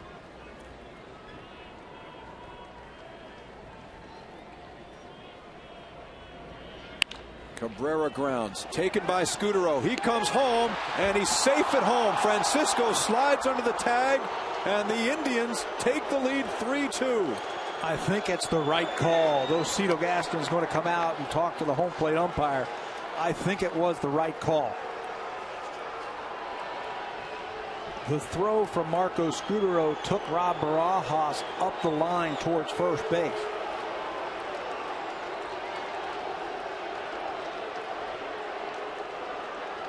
I think what Cito's saying is, hey, the ball looked like he beat him. How did he miss him? Let's see if we can tell from here. Watch where the throw is. Barajas has to go up to first base, and yeah, you can see that he's across the plate. The shot from high home will show you right here. He's there. If that throw could have been a little bit towards the inner part of the plate, Barajas could have blocked it and kept Francisco from scoring. It was a similar play on Saturday that gave the Orioles a 10th inning lead, as Nick Markakis scampered home. Of course, Aaron Hill hit a game-tying home run in the bottom half and a game-winning RBI single in the 11th. Here, late in the ball game, Cleveland takes advantage and takes a 3-2 lead. And their best hitters coming up. Victor Martinez has 2 men on base.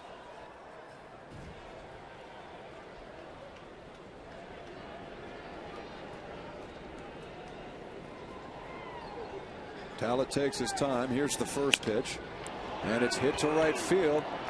Over goes Rios. He pulls it down. Sizemore tags at second and heads for third. So the Jays get a second out, but on the play, Sizemore advances. And it will be up to Shin-Soo Choo to try and bring him home.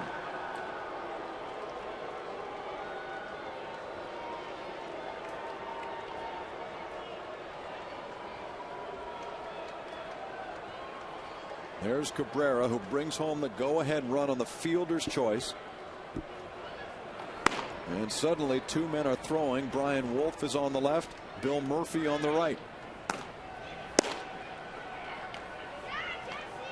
We will watch the base runners here. First and third, there's some speed at the plate. There's speed on the bases. See how Eric Wedge plays this. Strike one to Chu.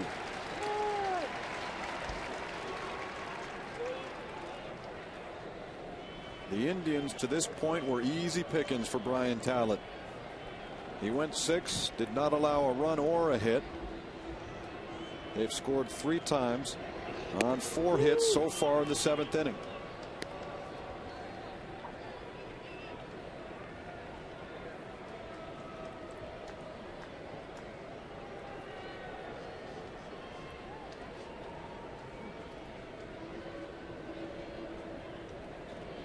The 1-1 pitch, he jams him. Hill picks it up and throws out Chu.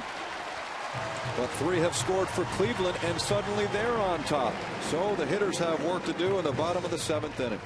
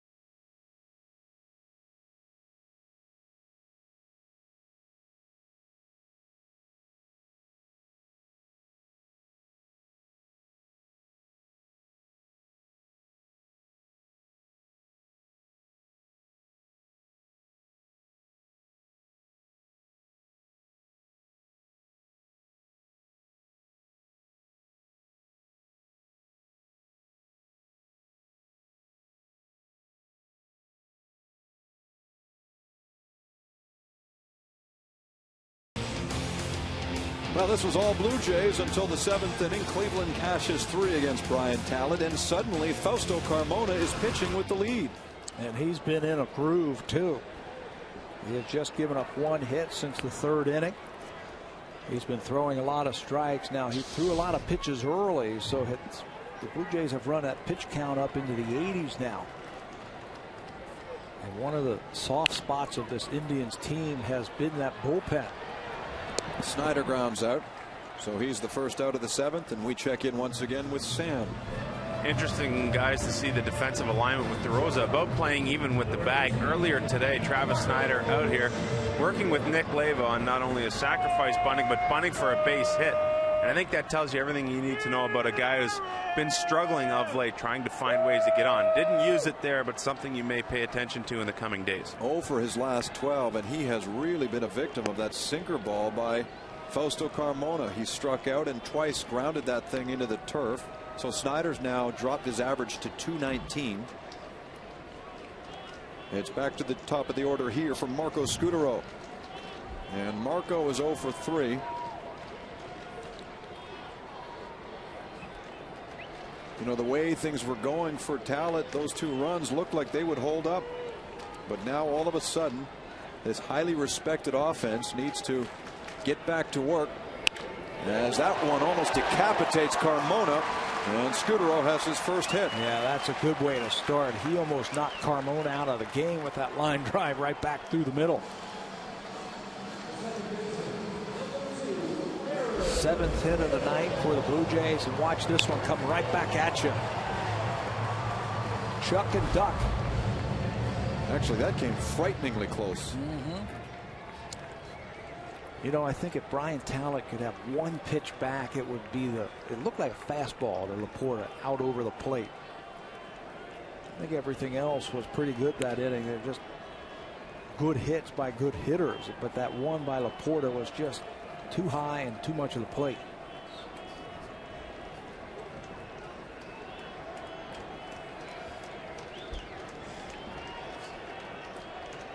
This club has leaned on Aaron Hill quite a bit this year, leaning on him again.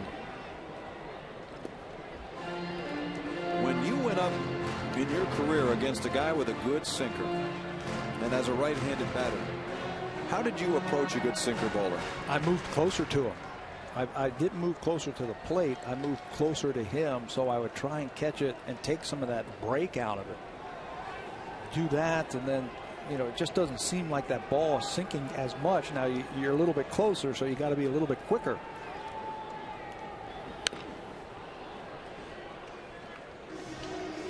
Let's hear now from Sam. Sam, take it away.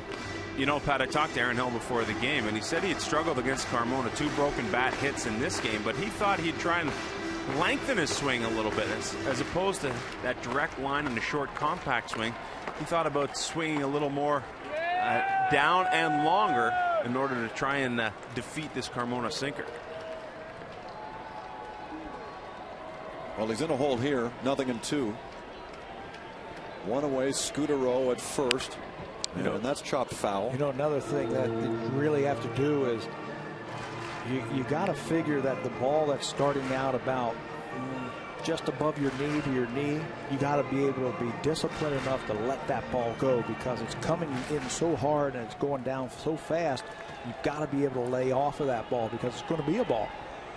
The one that you want to look at is the one that starts about belt high to thigh high. That one's going to drop right to the bottom part of the strike zone, and that's the one that you're going to hit, and you got to hit hard. Carmona fakes back Scudero. Those gathered here aren't impressed as Tony Sipp, a rookie left-hander, starts to warm up in the bullpen.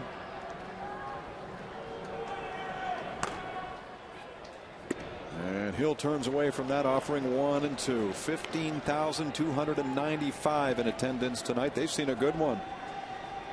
Boy, we've been accustomed of late to blowouts, mostly in favor of the Blue Jays, but the last 3 games have been close. Yesterday, a 4-3 win for the Jays. They took it by a run in the 11th inning on Saturday against Baltimore. Here it's Cleveland by 1 in the last of the 7th. Oh my, down to the canvas goes Hill, and he'll get up and take his base.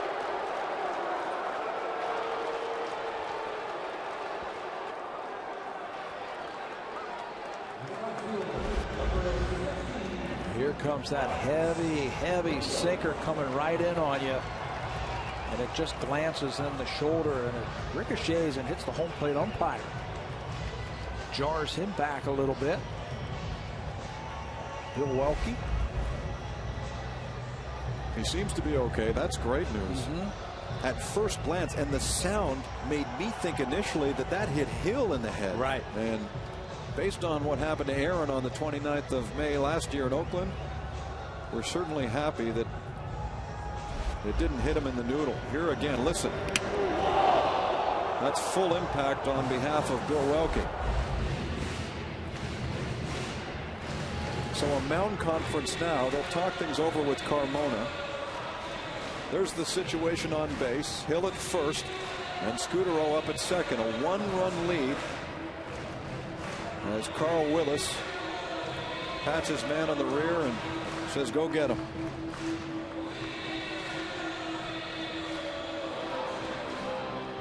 Almost a year ago at the Coliseum in Oakland, on what initially looked like a harmless play, Hill collided with David Eckstein.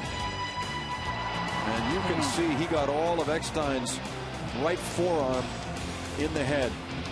And that ended his 2008 season.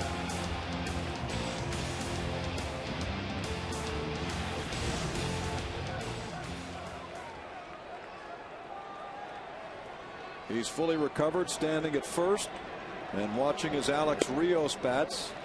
That's well off the plate. It's 1-0 on Rios, who's reached on an error, picked up a single to left, and lined out to center field.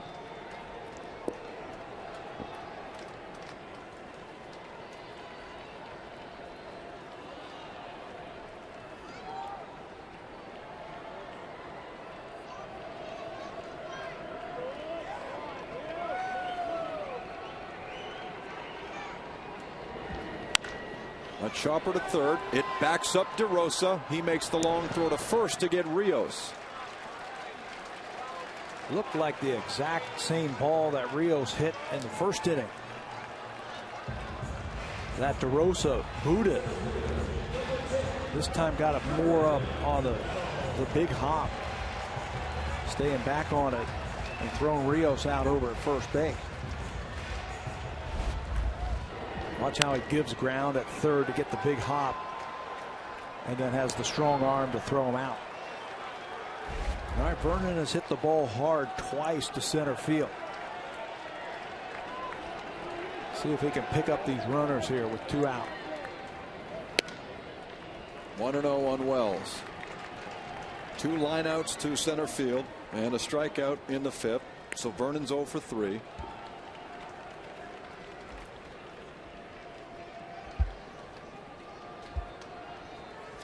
Statistically, he has not excelled in situations like this year.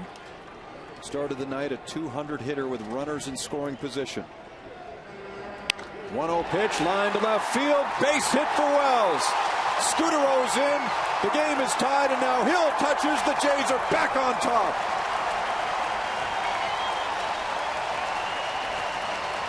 Vernon gets it done. He's dialed in a little bit against Carmona, making him get the ball up. That's the one I was talking about that you looked at. It's about thigh high. And he got it, and he didn't miss it. He hit it hard. Watch where this pitch is. About thigh high, and he rips it. 2 hard hit balls to center field. That plated nothing. And then here, a solid line single that scores runs 3 and 4. And it probably ends the night of Fausto Carmona. It most definitely does, because there's Tony Sipp trotting in from the right field bullpen. A 4-3 Toronto lead and a pitching change for Cleveland. We'll be back.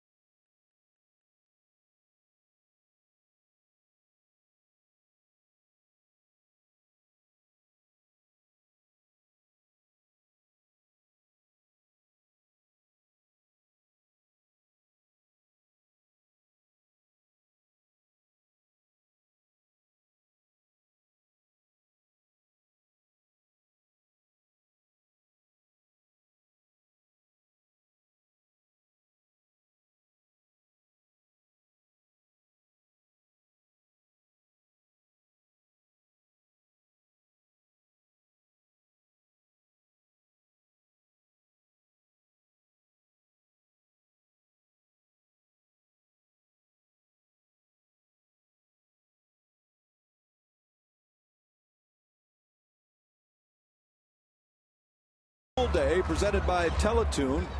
Keep the start time in mind, 12:37. The first 10,000 kids get a Jays school pack. Those who are 14 and under, join us at the ballpark for the final game of this series. This little guy is a little young to be going to school, and in fact, so is that one.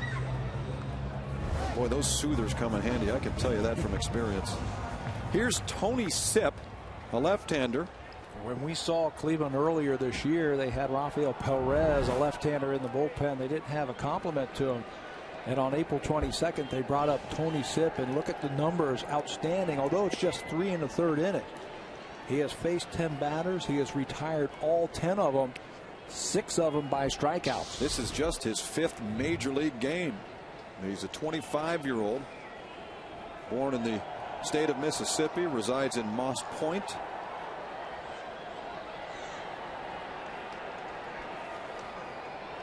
Facing Adam Lind. And Lind lines it to center field. He's got a base hit. Vernon Wells tries to go first to third and does. So Sipp comes in and gives up Lind's 2nd hit of the game. And the Blue Jays are in business with 2 out. This has been a problem for Eric Wedge. Middle relief. They just have not been able to find anybody to get the ball consistently to carry Wood to end the ball game. Lynn picks on a pitch out away from him and hits it hard to right field. Cut off by Sizemore. That's the first hit that Sipp has allowed in his brief major league career, as Lind is replaced at first base by pinch runner Jose Bautista. There's Brandon League warming up. Bautista now in. 2 out, 2 on, and Scott Rowland. First pitch is high and away, ball 1. Rowland doubled and scored in the 2nd. He walked in the 3rd and then grounded out to short in the 6th inning. Facing a 25-year-old rookie with just 5 major league games. Ball 2. And Sipp is a classic example of bucking the odds. He was a 45th round draft pick by the Indians in 2004. You rarely see 45th rounders making the big leagues, but here's Sipp going to work on Rowland. The 2-0, now 3 balls and no strikes, and if he loses Rowland, he'll face Lyle Overbay with the bases loaded.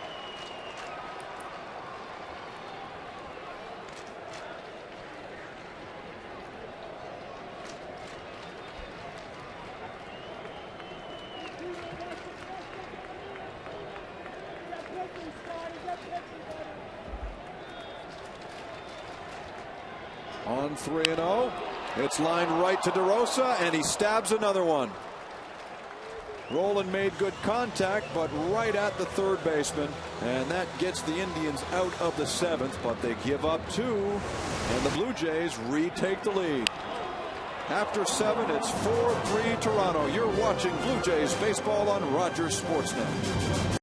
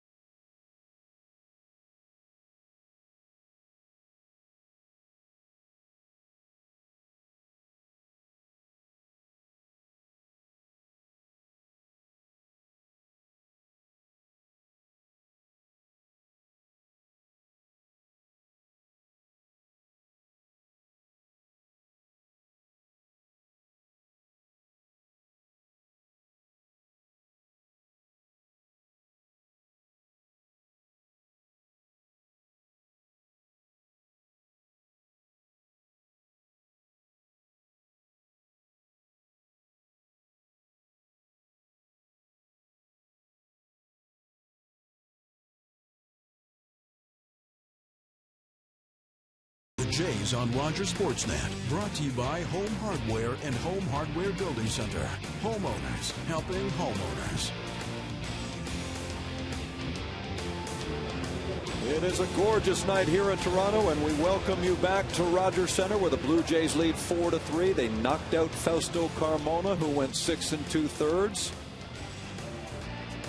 He allowed 4 runs, all earned on 8 hits, and then Brian Talent is now in line to be the winning pitcher if the bullpen can hold it down, and deservedly so.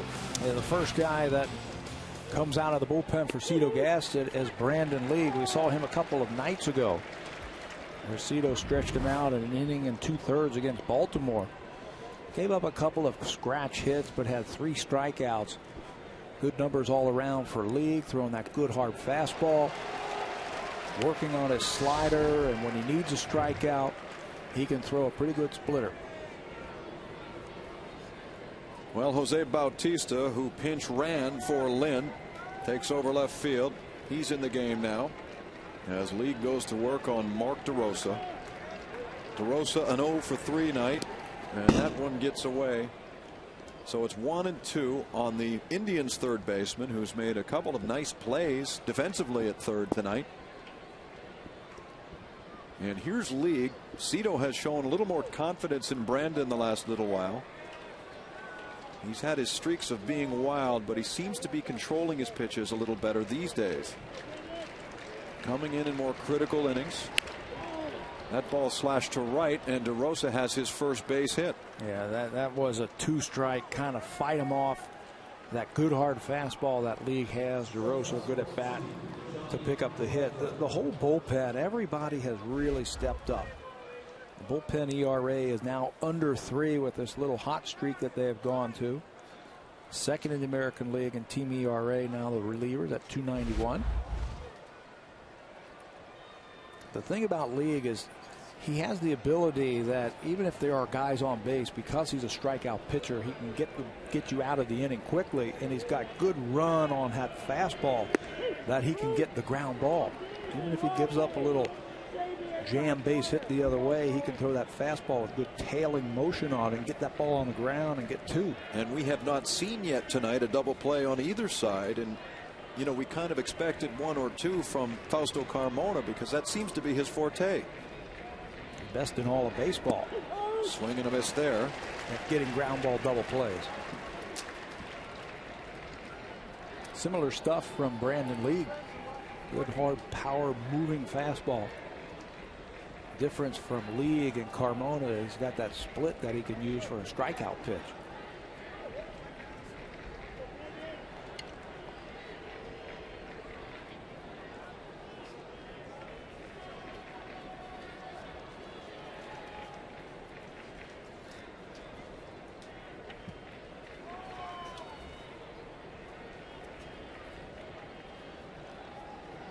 Here's the 1-1. And there's a grounder to short. Scutaro to Hill.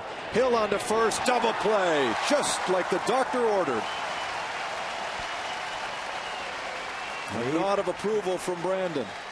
Again, even though you give up that jam base hit, that fastball has so much movement on it. This is tailor-made to Scutaro, Hill, Overbay, and just like that, 2 are out.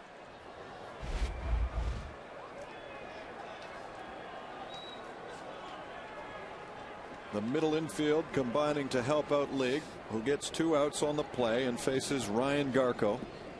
It was Garco who broke up the no-hit attempt by Brian Talent with his single to center in the 7th inning. And he waves at that one. 0-1 on Garco.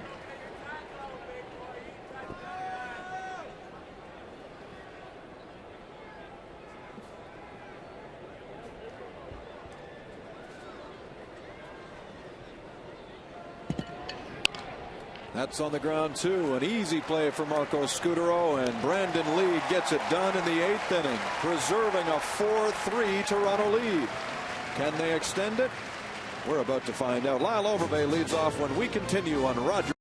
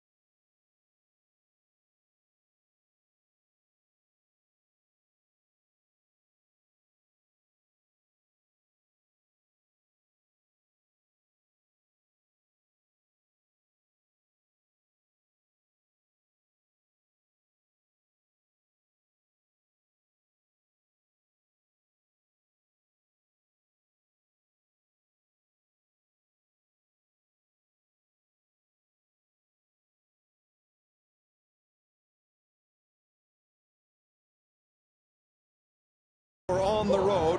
Brought to you by Hampton Hotels. At Hampton, we love having you here. It's a 5-game road trip coming up, 2 in Los Angeles and 3 in Oakland. You'll see all 5 of them on Rogers Sportsnet.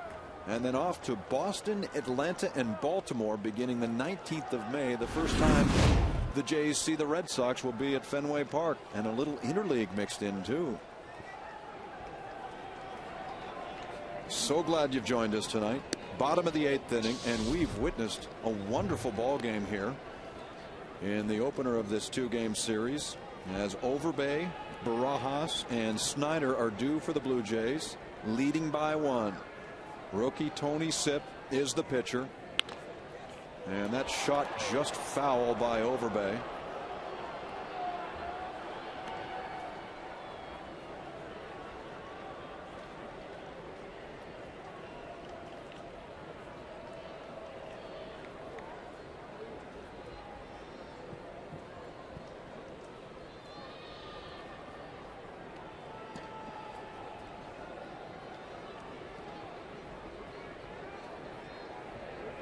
Here's the 1-1 offering, swung on and missed.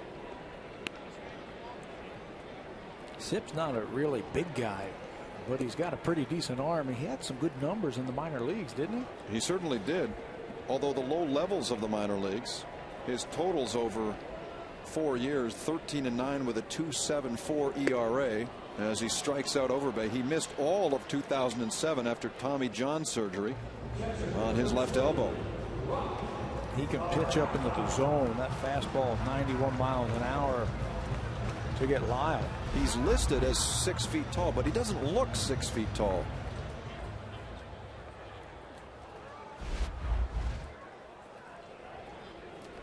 Here's Barajas now,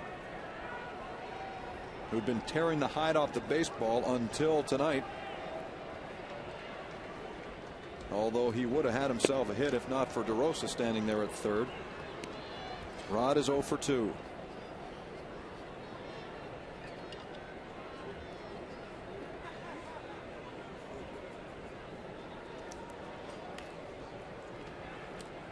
Somebody owes Rod a little blooper, a broken bat single, because of that line out back in the 4th inning. He had a great at bat. I thought his first at bat that scored the first run of the game, that sacrifice fly, staying back on a changeup, lifting it out into left field for an RBI. He flies this to right field. There's Chu. Barajas is gone. And now Kevin Millar will pinch hit for Travis Snyder as Jason Frazier is up and warming. Now Frazier just got up. You turned to me during the commercial and said, you know, if it was your call, you might run Brandon Lee right back out there. But you know what? He looks so good, I thought, in the 8th inning. And he'll match up well to Laporta and Francisco if they decide. You see him still sitting on the bench. Got that towel wrapped on his arm to keep his elbow warm. So we'll see how Cito plays it after this half inning. Millar comes off the bench and pinch hits for Snyder in the DH spot.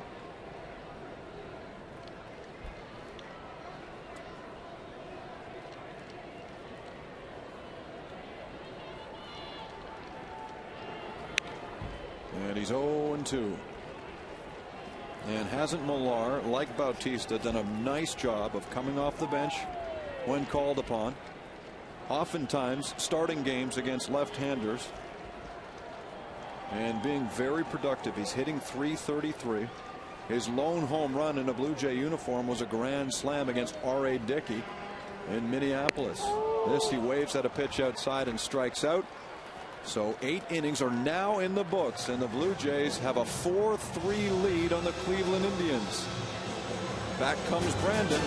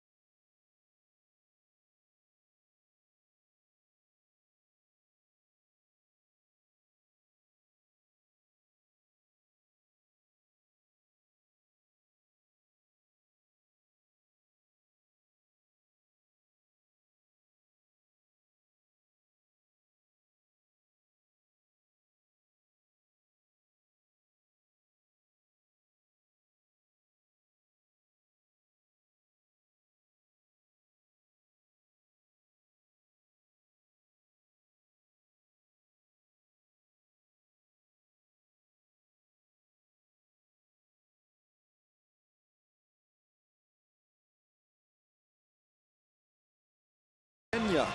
Statistical information provided by Stats Inc. A wonderful ball game here tonight, and we're not finished. Top of the 9th inning. Pinch hitter for Cleveland is David DeLucci. He comes in the 8th spot, vacated by Matt Laporta, who had a big home run in the 7th inning. His first ever major league hit was a 2-run shot against Brian Talent that tied the game at 2. What a bat for Eric Wedge, the manager for the Indians, to have right here. And David DeLucci, a veteran. He started the year on the disabled list with a calf problem.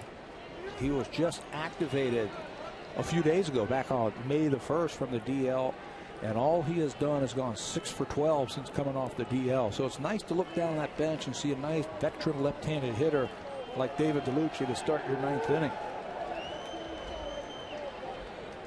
Here's League dealing inside.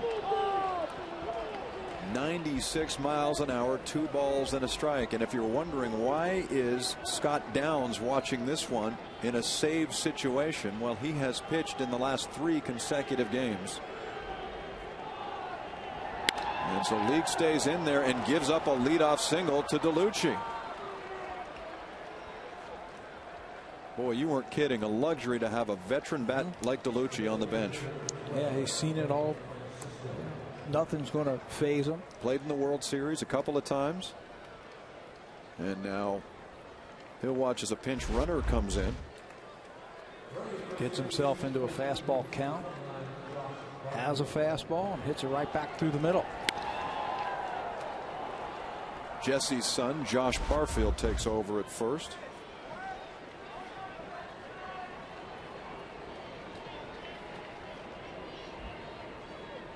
And Francisco squares. 1-0.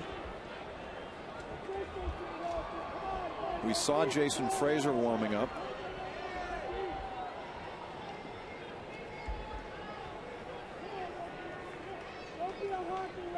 Call it an insurance policy for Cito Gaston, just in case. There's Francisco again. He drops it down to the first base side. Overbay goes to Hill covering. And Barfield moves up. Man on second, 1 away, 9th inning. Francisco's their best bunter. They have now sacrificed 5 times, and he's done it 3 of them. So good job there to move the runner up. An RBI opportunity then for a man who knows how to drive them in. Grady Sizemore comes to the plate in the 9th inning. He doubled his last time up and has driven in 19 runners this year. And as you can tell by that home run column, he is a threat to hit it out anytime.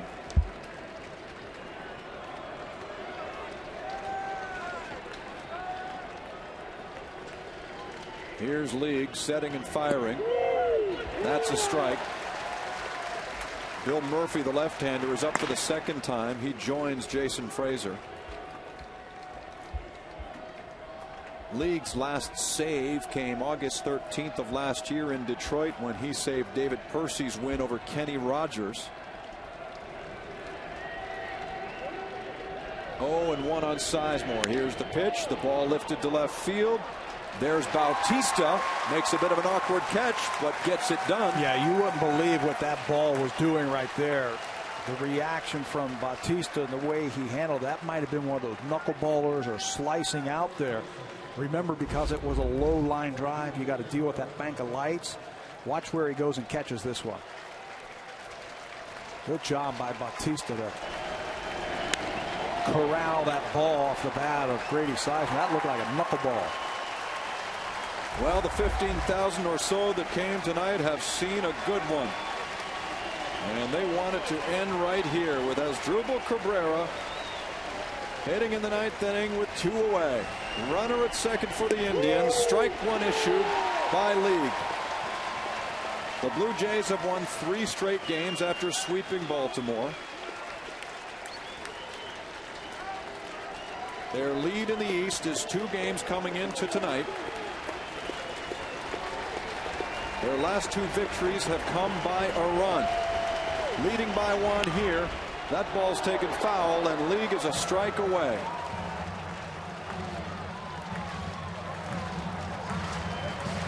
This is where you want to make a pitch right here. You know, Cito doesn't want to see Victor Martinez up there. This is the guy they were looking for all night. 0-2 on Cabrera.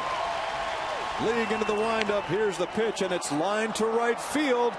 Rios up. Here's the throw in. No play at the plate, and the Indians have tied the game.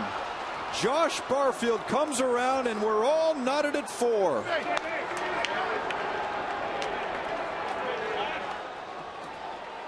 Boy, that is clutch hitting from Asdrubal Cabrera. 2-strike clutch hitting. Looked like he picked on a split. Just tumbles up there and got too much of the plate. Now he hit it hard enough for Rios, who makes the nice play here.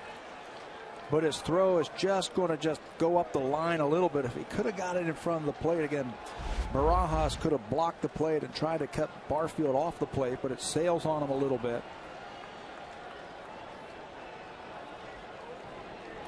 And the Indians tie it down to their last strike. And as their fortune would have it, they have a runner at second with Victor Martinez, their best hitter, coming up.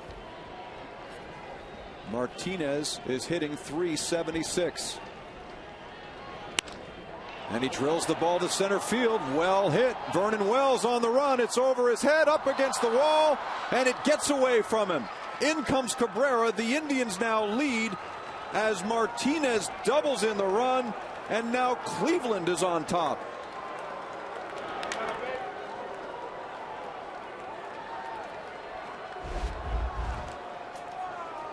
Wow, for 1 strike away from a win, now you find yourself down. This ball is hit hard by Martinez. Second in the American League in hitting coming into this game, and he shows you why. Hits that ball hard to dead center. Cabrera scores easily from second base.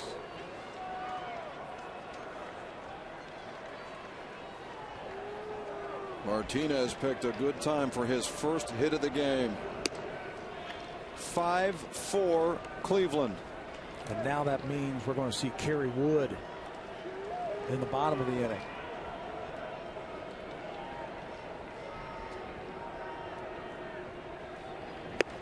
Swing and a miss by Chu. First things first, Brandon League has got to retire the right fielder.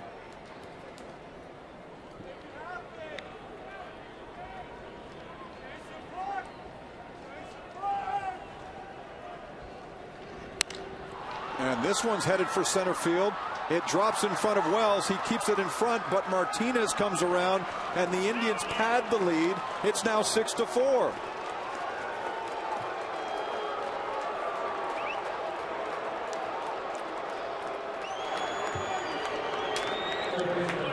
Indians have been struggling scoring runs, but they come up with another clutch 2-out hit. All of this with 2 outs. Chu inside out. Vernon Wells knocks it down to keep Chu over at first base, but Martinez scores the 3rd run of the inning and the 6th for the game. And trouble looms for the Jays in Kerry Wood. The longtime Cub, Texas fireballer. Slashed to right and out of play by DeRosa. What a turnaround here in the 9th inning. Brandon League was 1 strike away from locking down a save here against the Indians.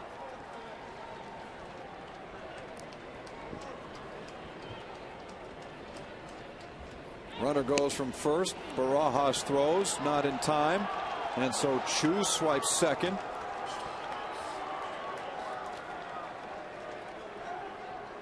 Good time to go right there. You got a pitcher who's thinking about what has just happened. Kind of forget a little bit about the runner at first base. High leg kick and no chance for Barajas to throw him out. He does a nice job of getting it down there, but Chu steals it and now is in scoring position.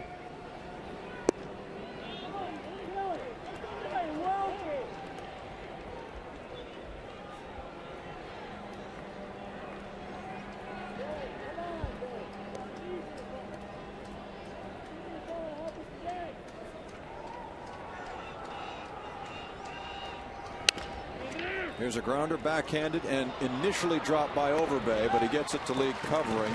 The damage is done, though. 3-run score in the top of the 9th for Cleveland, and they take a 2-run lead into the bottom half.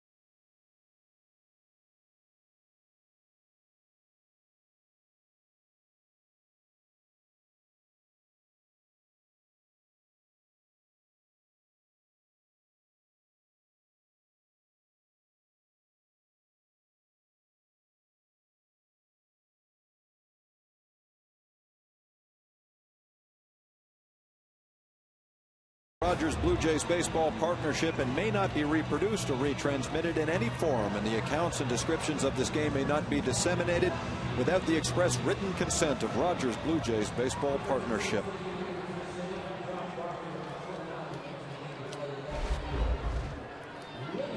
Well, they were 1 out away until this, as Drupal Cabrera with a base hit that brings home a sliding Josh Barfield. That tied it. They'd add 2 more, and Kerry Wood is handed a 2-run lead. He is Cleveland's closer, and he's a perfect 5 for 5. Yeah, he's throwing really hard, too. We saw him in Cleveland and get it about 97 miles an hour. Great strikeout to walk ratio. One of the things that Mark Shapiro, the general manager for the Cleveland Indians, said about Kerry Wood, he said, we finally have a guy at the end of the game who can come in and power guys and shut guys down. Talking about the strikeouts that he has. That if he comes in, with runners on or anything like that, they can get out of the inning because of his power stuff. 1 ball and 1 strike on Scudero. The role in recent years was performed by people like Joe Borowski, who did it with smoke and mirrors on occasion. Bob Wickman was a closer in Cleveland for a while. They probably had designs at one point on Fausto Carmona being in this position. Tried him there, and that did not work out. So it's Kerry Wood after 10 years with the Cubs. The 1998 Rookie of the Year in the National League after he started and went 13-6. A year in which he struck out 233 batters. The 2-1 pitch, and that misses. 3-1 to Scudero.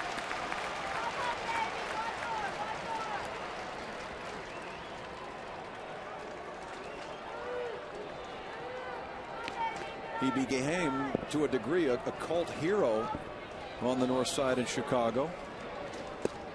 Down low, ball 4, and Scudero does his job, drawing a leadoff walk.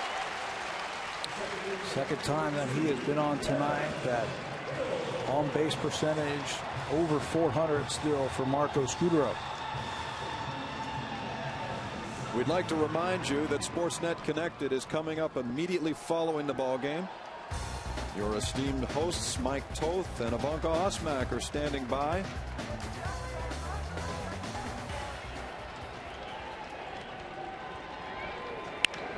Here's Hill sending it to center field. Back to the wall is Sizemore, and he hits it a long way for an out. Scudero tags from first, and he's into second. Boy, did Aaron put a charge into that one. If he could have got the head out just a little bit more and pulled it, it would have been like the ball he hit against Sherrill the other day to tie it in extra innings. But the ball is a little bit out in front, and he can't get the head out enough to pull it. Hits it to the deepest part of the ballpark. And came that close. Is there anybody better at reading the path of the ball, tagging up, and taking that extra base than Marco Scutaro? Oh, he's done a good job, hasn't he? All year long. And so he's up at second base. Alex Rios is the hitter.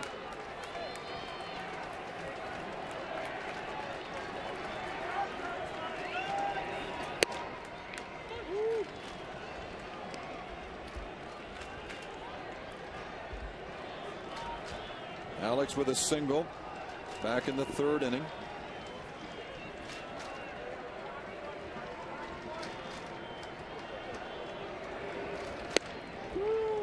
One and one from Kerry Wood. Last year he saved 34 games with the Cubs. Probably would have had a much better career with Chicago if not for 1,000 trips to the disabled list. That's just a little token inside move right there by Kerry Wood. The guy he's worried about is standing at the plate. That runner out at second base doesn't mean anything to him.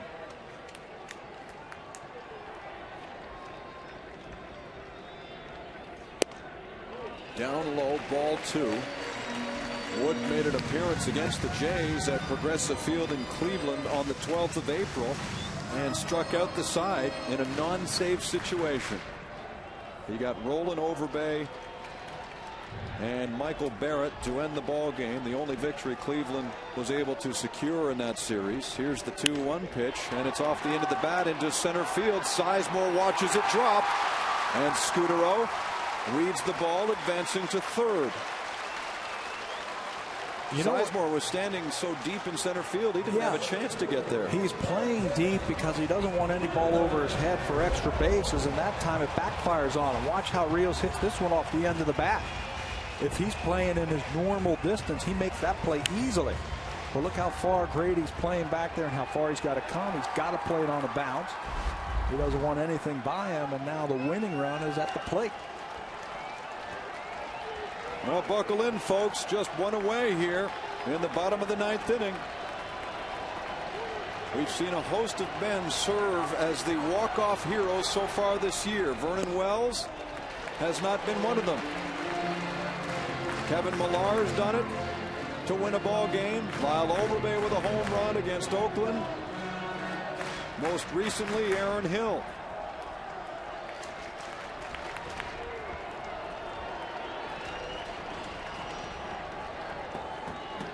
Here's the 1-0 to Wells, and he waves at a pitch well off the strike zone.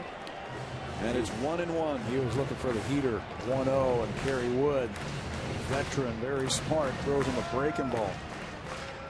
Vernon Wells can turn around a heater.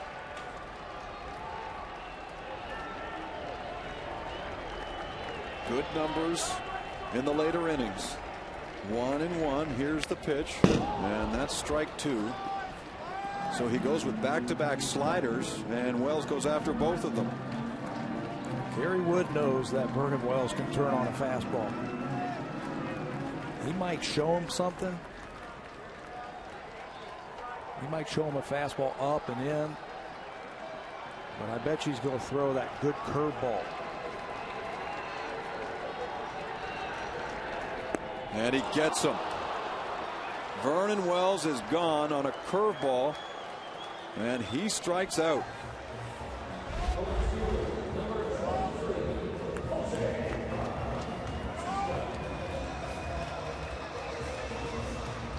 Two sliders and a breaking ball outside, and that's it for Wells. And now Jose Bautista, the last man standing for the Jays. Runners on the corners, ninth inning. Those Indians picking up 3 in the top of the inning to take the lead. Kerry Wood has a high leg kick when he goes home. The tying run is at first base. Victor Martinez has thrown out 11% of the base runner. So you're suggesting that Rios probably won't waste time, and there he goes. Yep. Martinez throws, and it's underneath Rios. There you go. Now you've got the tying run in scoring position, and a single will score. 9 attempts, just one caught stealing for Victor Martinez. You see the high leg kick from Kerry Wood, the big jump by Rios, and no chance for Victor to throw him out. And if not for Rios sliding in there, that ball might have gotten underneath of him and into center field. Right. And now you're looking at trouble. You know, if you're going to go like that, it's good to go early in the count. Give the batter a chance that if he has to take one, fine. Blue Jays do just that. A chance now for Bautista to tie it up.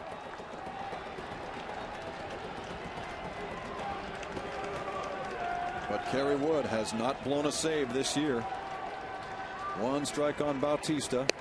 Fastball for strike 2. And now, based on what he did against Wells, you have to expect Bautista is going to get a diet here of breaking pitches.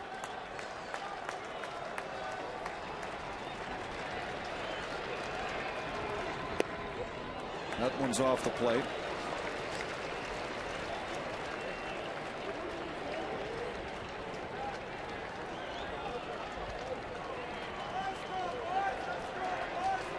Tying run at second for the Jays. Wood sets. Here's the pitch. And that misses too.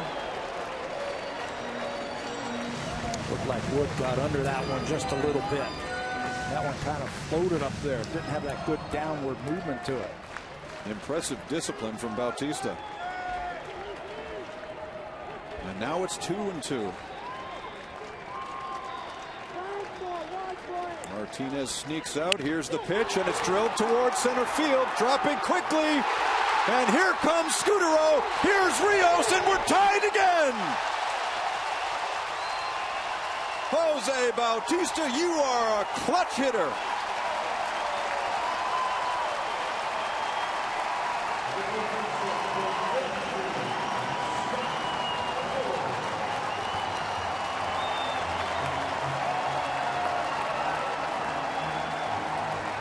All set up by the stolen base by Rios to get into scoring position, and then this.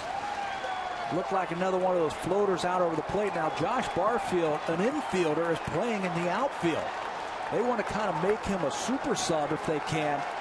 Did not get a very good jump on that ball, and Rios scores from second easily.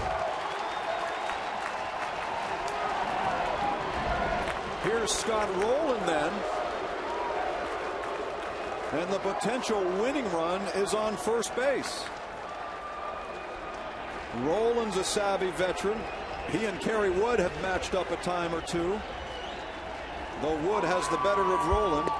He swings at that one, 0-1. What a game. 3 runs in the top of the 9th for the Indians. To this point, 2 to tie for the Blue Jays in the bottom. First blown save by Wood this year, and he ruins the opportunity for Tony Sipp to get his first major league win.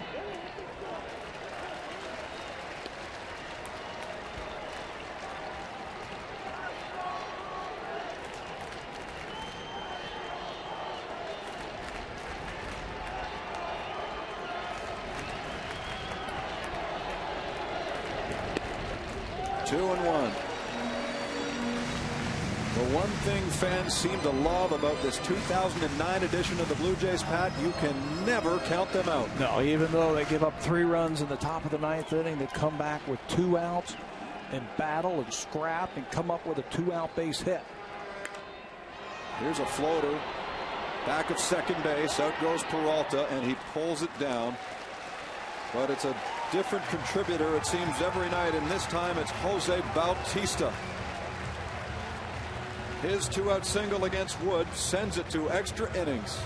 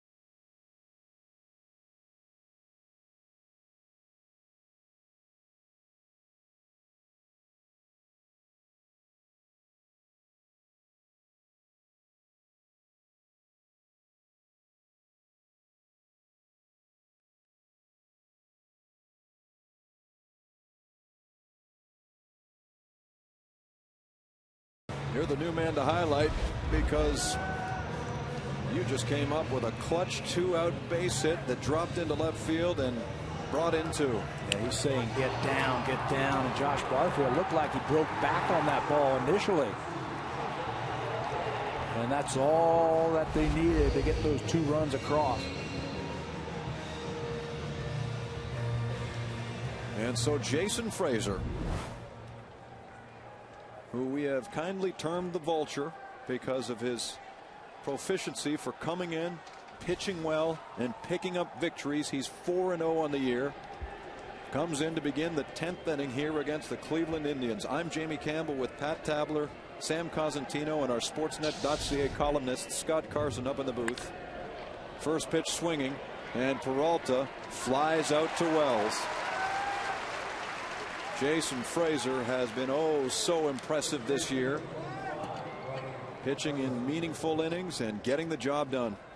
It's nice to be able to turn down to that bullpen and have somebody like Frazier who can give you a couple of innings, throw 3 pitches over at any time for strikes. He has had a couple of different roles for the Blue Jays over the years out in that bullpen. Closed for a season. Was a right-handed setup guy. Things have come together for him here in the early part of 2009. He faces Ryan Garco and powers it by him for strike 1. Jason can offer up that fastball around 94, 95. Throw a good tight slider and then get you with his newfound changeup too. Here's the 0-1 pitch. That's up.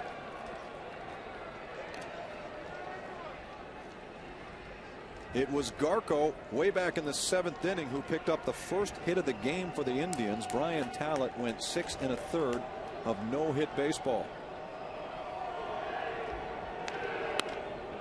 That's taken foul, 1-2. You saw the score in the upper portion of your screen there. Baltimore leading Tampa Bay 8-4. The Orioles left here feeling bad about themselves, but they've managed to put some runs on the board against the Rays.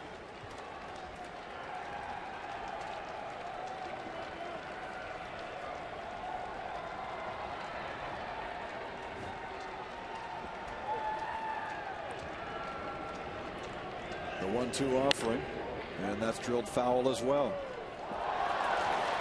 Sitting on another breaking ball as Ryan Garco just fights off that fastball.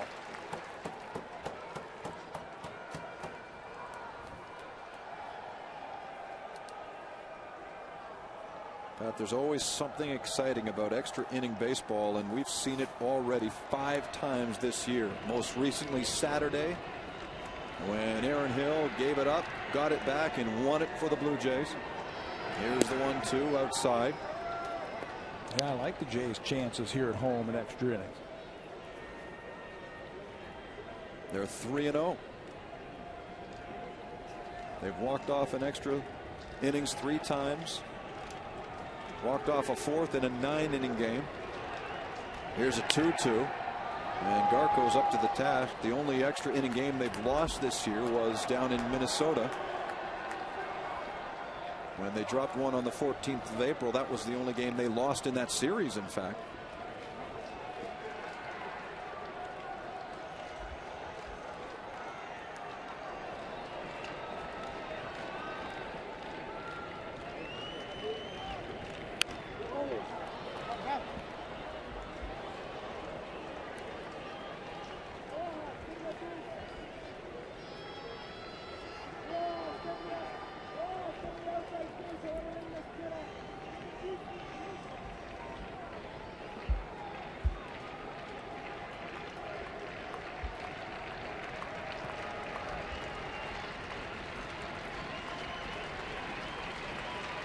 Garco choked up on the bat, and he sends this one out toward center. It drops, and he's got a base hit. Isn't that something? You know, you could tell that Garco was trying to sit on some kind of breaking ball. Jason Frazier sees that powering fastballs in there, jams him, throws the ball where he wants to, jams him, and Garco hits it out into the outfield, out into no man's land for a hit.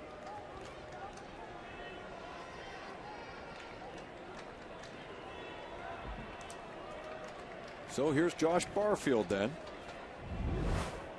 playing left field and getting his first at bat of the ball game.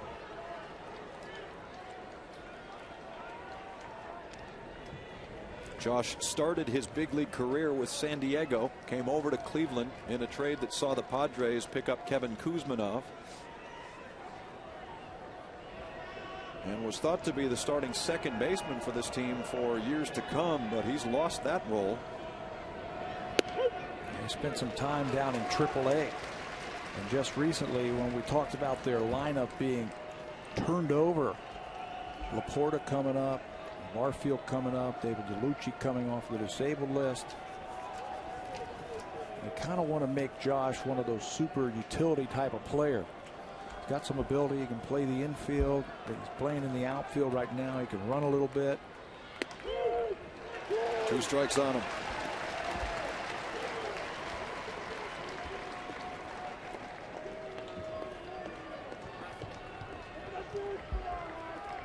Josh was born in Venezuela when his dad was playing winter ball. His brother Jeremy born down in the States. His sister Jessica born right here in Toronto when Jesse was playing for the Blue Jays.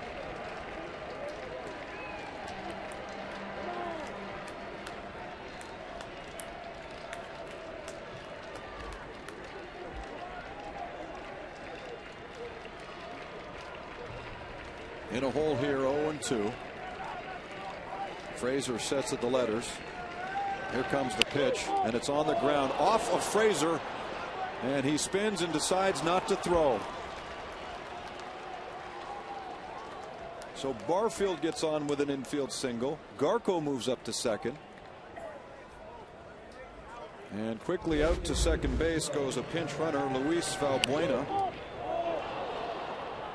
Frazier knocked it down. That one looked like it was heading out into center field.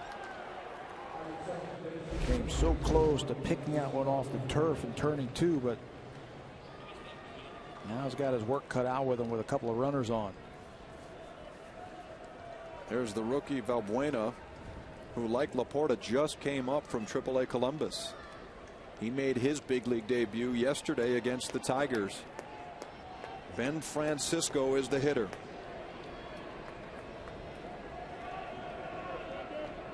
Francisco's lone base hit of the game was a bunt single in the 7th inning.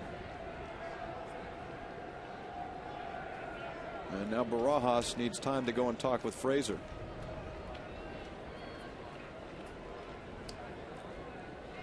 It started out as a pitcher's duel. Carmona, Talent going at it, 1-2, 1-2, 1-2, all the way out down here. Now it's become a slugfest. 11 hits for both teams, 6 runs for both teams. Action in the pen for the Blue Jays now. That's Brian Wolf on the left. And of course Bill Murphy, who seems to have been throwing all night. Every time we look down there, he's warming up. There's strike 1 to Francisco. It was the Blue Jays opening the scoring as they manufactured a run in the second. They got another in the third on a 2-out double by Adam Lind and held that 2-0 lead until the 7th inning, when rookie Matt Laporta picked up his first ever major league hit, a 2-run home run to left. And this ball is drilled into center field, caught on a line by Vernon Wells. And so Francisco is retired. And that infield single by Barfield will give Grady Sizemore a chance to hit here in the 10th.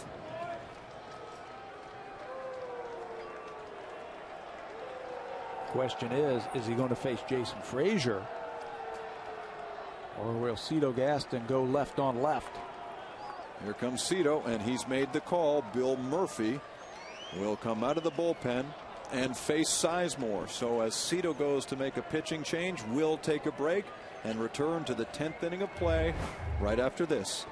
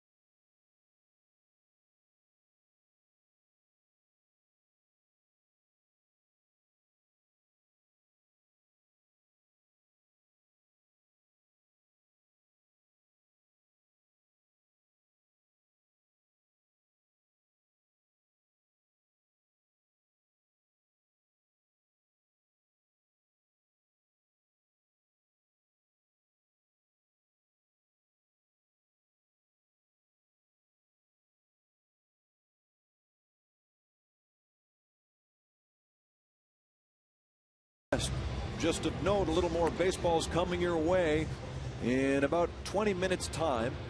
Of course, we'll probably join it in progress the way this is going, the Diamondbacks and the Dodgers.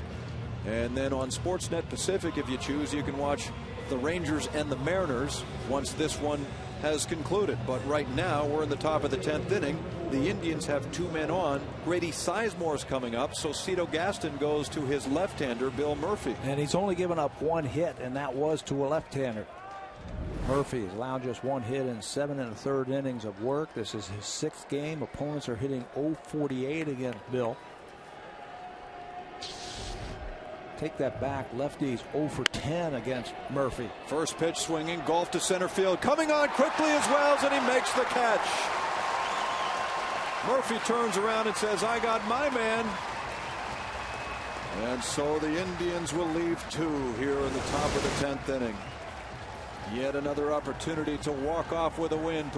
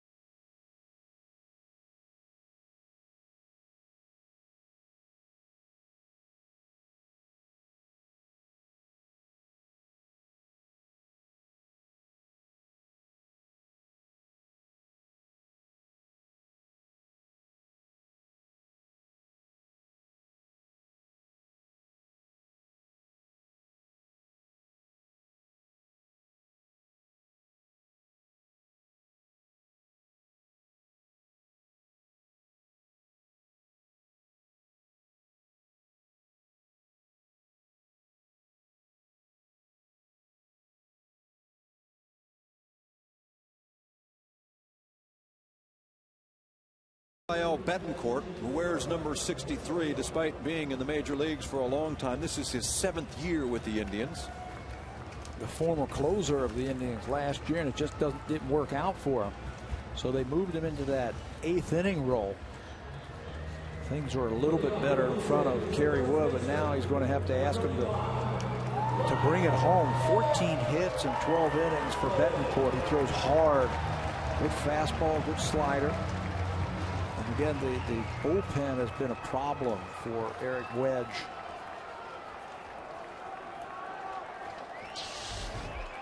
This year, they've made some changes already. Joe Smith was sent out just the other day.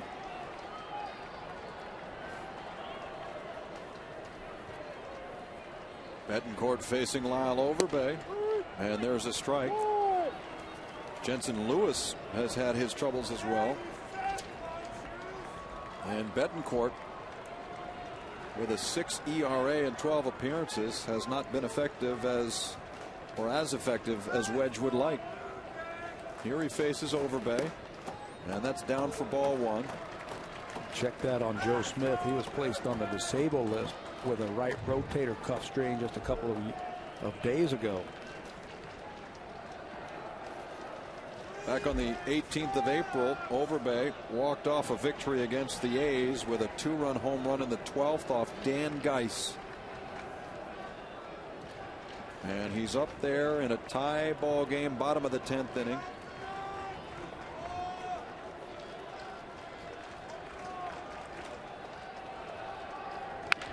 Here's a chopper that is fielded by Betancourt beautifully. He leaps and grabs the ball and throws out Overbay. Yeah, what a nice athletic play right there from Rafael Betancourt.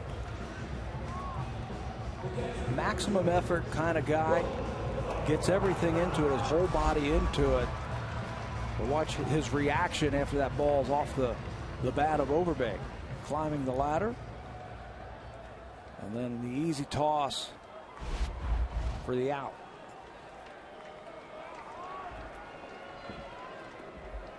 Rod Barajas now, who is 0 for 4. Correction, 0 for 3. He sacrificed in a run in the second inning. And he takes the first pitch upstairs.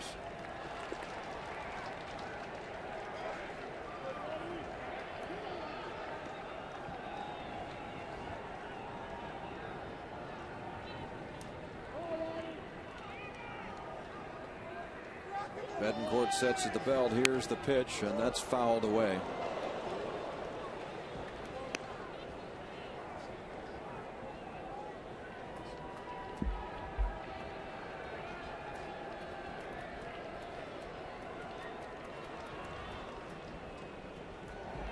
One and one on Barajas.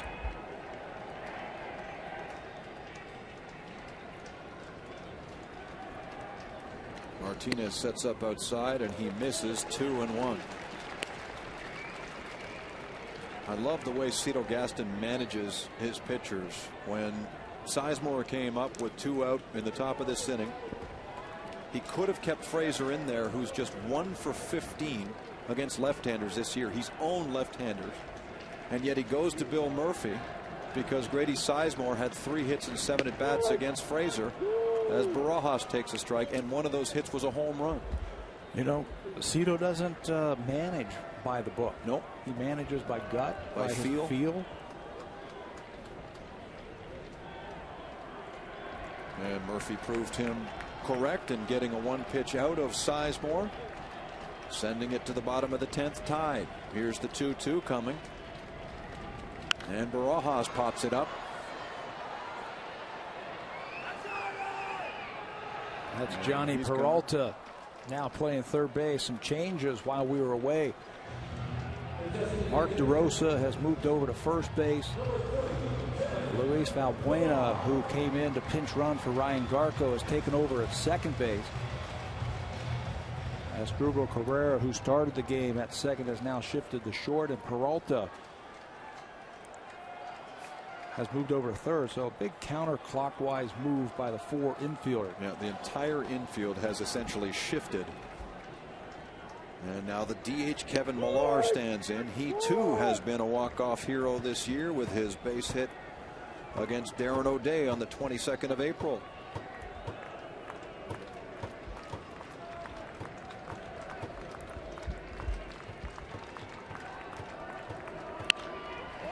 And he loops this toward left field. Barfield was well back, and that drops for a base hit, and he fumbles the ball too. So Millar, who was thinking about second, takes it easily.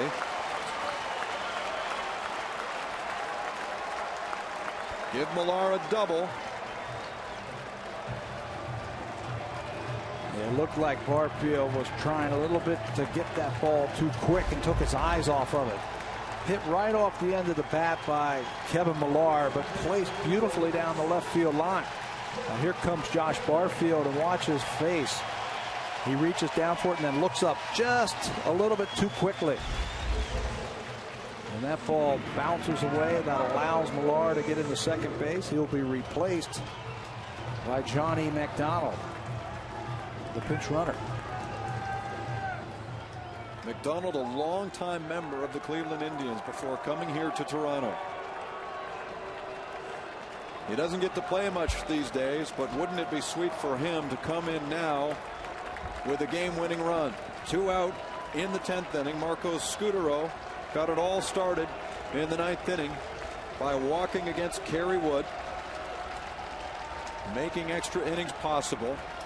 Here he faces Betancourt and takes the first pitch right down the gut for strike 1.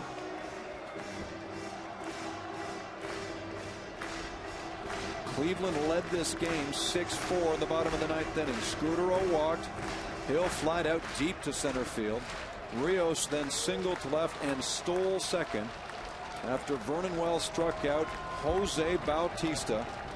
A late inning replacement came up with a clutch single that scored 2 and tied it at 6. Betancourt throws, And it's taken foul by Scudero. Good aggressive lead out at second base by John McDonald. Struble Cabrera and Valbueno, the second baseman, just kind of got together right now to say, hey, keep him close. McDonald's job is to get a good secondary lead because the outfielders, especially Sizemore, throws really well in center field, and Chu's got a very good arm in right field. He is quick and accurate. And now Valbueno, the second baseman, is kind of inching towards second base to keep McDonald closer.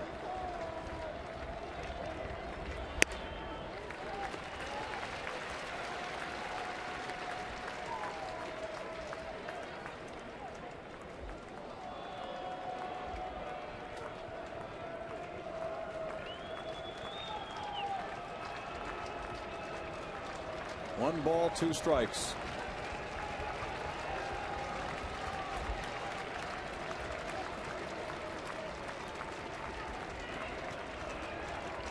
Sign delivered, and Betancourt's ready. Here comes the pitch, and it's ball two.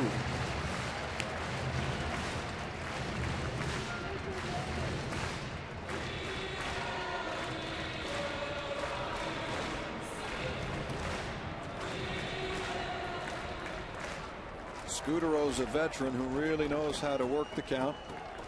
He's got tremendous plate discipline.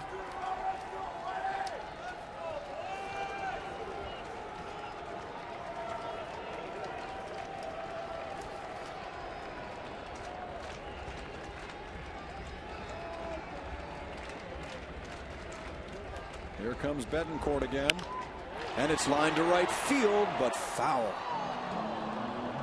Good plate coverage there from Marco Scudero. Good pitch from Betancourt, fastball down and away. You see the numbers in this situation: 2 outs and runners in scoring position, 3 for 8, home run and 5 RBI.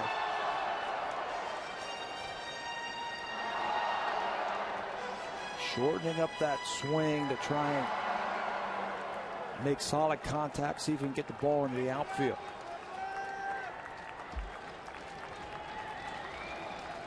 McDonald takes his lead at second base as Betancourt gets the sign.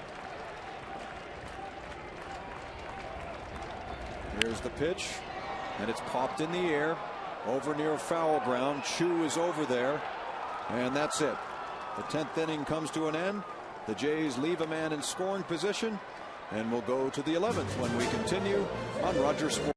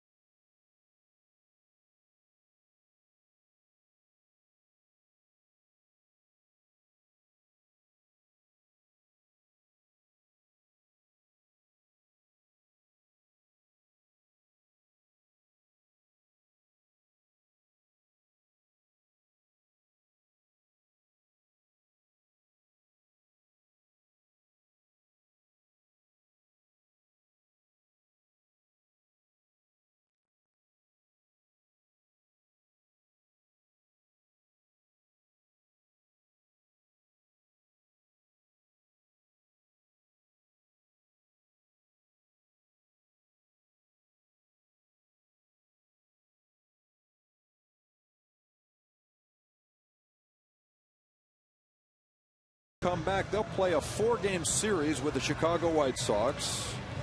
The third game of that series, Sunday, May the 17th, is Alex Rios bobblehead day. The first 10,000 fans get the bobblehead doll. BlueJays.com/giveaways has more information. Call the box office or Visit your local Rogers Plus location for tickets. And so on we go here to the 11th inning. And Sean Kemp gets a turn at the wheel. For the 11th time this season, Sean Kemp, I guess, has taken over the long man in the bullpen since Brian Talbot has been moved into the starting rotation.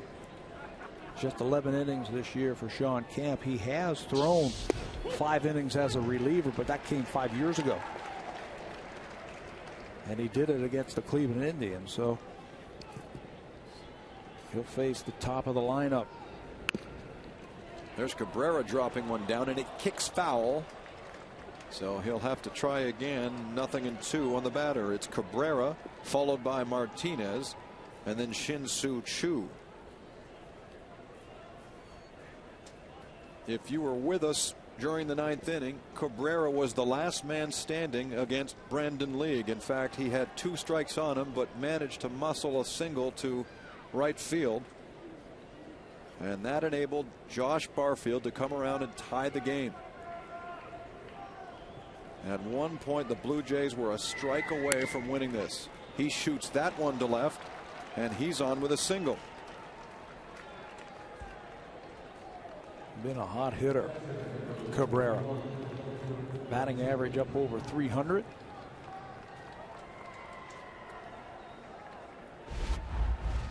Just kind of pokes this ball the other way. Kind of a half swing, and he slashes it, and it gets right by Scudero and out in the left field.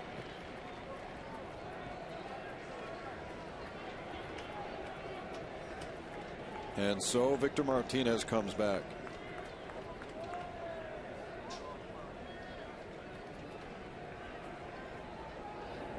Camp delivers a strike. Martinez has doubled to center in the 9th inning, scored Cabrera, and gave Cleveland a 1-run lead. Shin-Soo Choo, who's on deck, brought home Martinez and increased that lead to 6-4. But the Jays got those 2 back in the bottom of the 9th.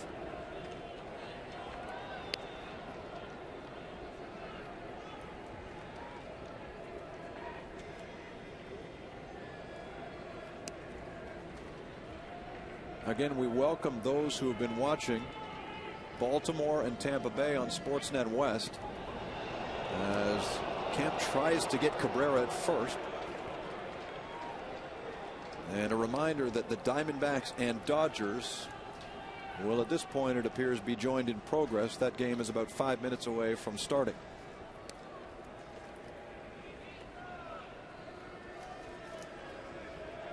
One ball and 1 strike on Martinez. And again, Kemp slings it over to first.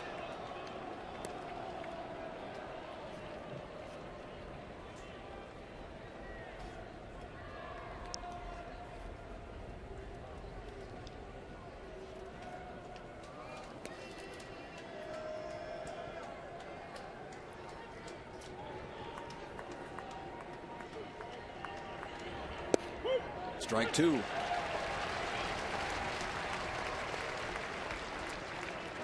Victor is such an intelligent hitter. You know, he really doesn't get fooled at the plate. Got such a nice, smooth swing. He's got power from both sides of the plate. He can score runners from first base because he's got extra base power.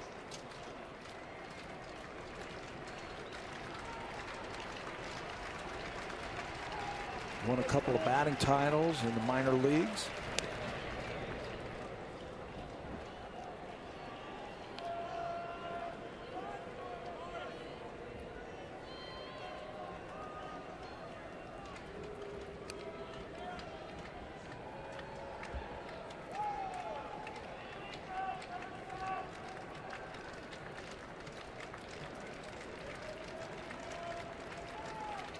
Here's the 1-2 pitch, and he jams Martinez.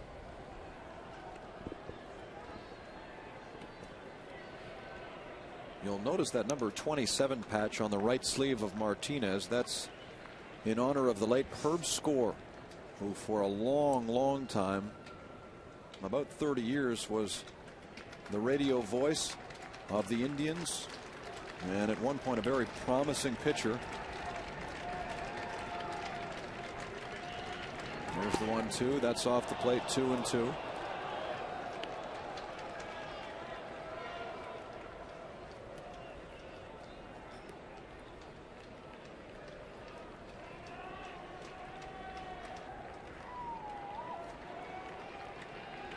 Martinez, the #3 hitter, working against Camp. Cabrera at first. 11th inning, nobody out. Here's the delivery, and it's grounded to Hill. He flips to second, on to first. A 4, 6, and 3 double play. Oh, they needed that against a good hitter. And I think that whole play was made by Aaron Hill attacking that ground ball. If he lays back on this ball, he doesn't get the good hop and then the good feed. He came in quickly and caught that ball aggressively, fielded it, and that gave Marco Scudero more time to get the transfer and the throw to finish the double play. The Blue Jays execute their second double play of the evening. And so Shin-Soo Choo comes out with nobody on and 2 away. That pitch dives away from him, 1-0.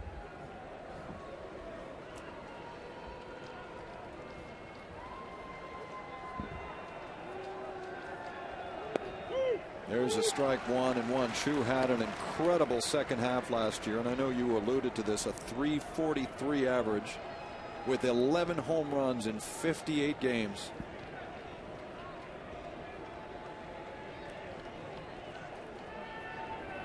Ever since the Indians got him from Seattle for Ben Broussard, he's been a .300 hitter. Yeah, he has. He battled some injuries the last few years also, but with some consistent playing time, put up some decent numbers after the All-Star break last year. Here's Hill again.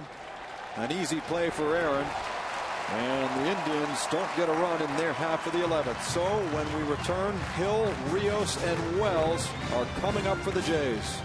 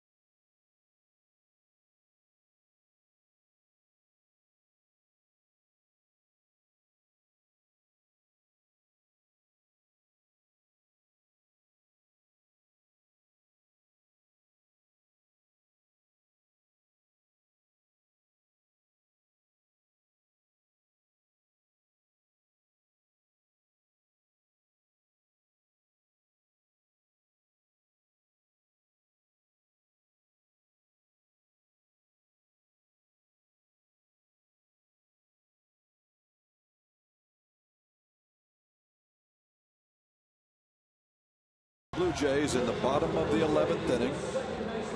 If you joined us on Saturday against Baltimore, Brian Bass on the hill. And this is what Aaron did with Rod Barajas charging around third base. The throw off line from Jones, and the Blue Jays win again, their second in a row against Baltimore. They'd finish them off with a sweep of the series the next day. Aaron had the tying run in the 10th inning with a home run, and so the Blue Jays have walked off 4 times. Jason Frazier has won 3 of them. Here's Aaron facing Betancourt. Ball 1. I'm Jamie Campbell with Pat Tabler and Sam Cosentino. Thank you for joining us, and in many instances, thank you for hanging in.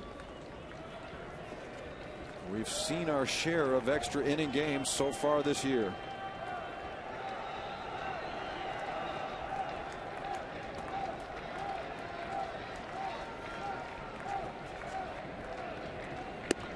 Nope, nope. Yes. He did go around. Looked like he checked, didn't it? It certainly did from here. Oh, but that tells you he went. There's the high home. That'll show you he went out. a little too far. You were talking about extra inning games. This is the 5th one already for the Jays.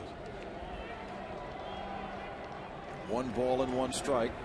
And he goes after that pitch, a ball and 2. In fact, on Saturday, Aaron became the first player to have a game-tying and game-winning RBI in consecutive extra innings since Mike Sharperson, then of the Los Angeles Dodgers, did it in 1992 over San Diego.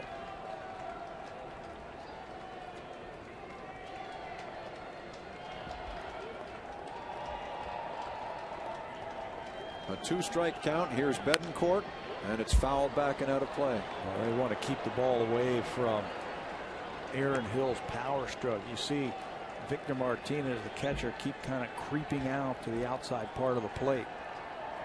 Betancourt has strikeout stuff. He came into this game tied for 13 in the American League in strikeouts with 12. Victor Martinez knows that Hill can turn on a fastball, so they want to stay away from his power.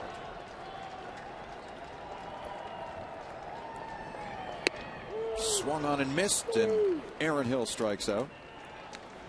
So Betancourt just powers it by him.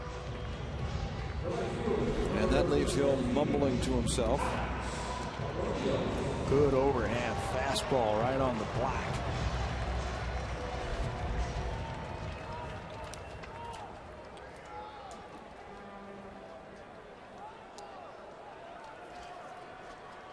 Here's Rios now. His 2nd home run of the year came yesterday. Strike 1 on a breaking ball from Betancourt. And Pat, you always like to say Alex Rios can turn on a fastball inside as good as anyone in the game. Especially if he's looking for it. Betancourt crossed him up there with a curveball. There's another one. Betancourt has done pretty nice for himself. You talked about the years that he spent in the big leagues. He's a converted infielder also.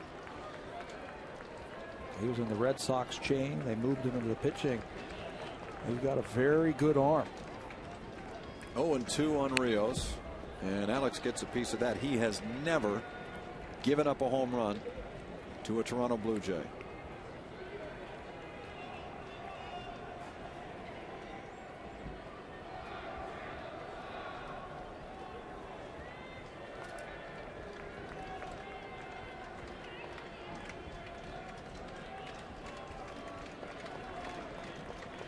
Summons the strength on the 0-2, and here it comes. Way off the plate, ball 1.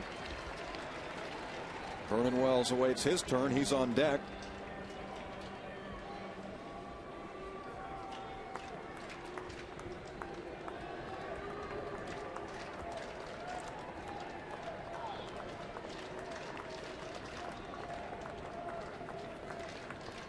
Betancourt with a pitch, swung on and missed, and he strikes out Alex too.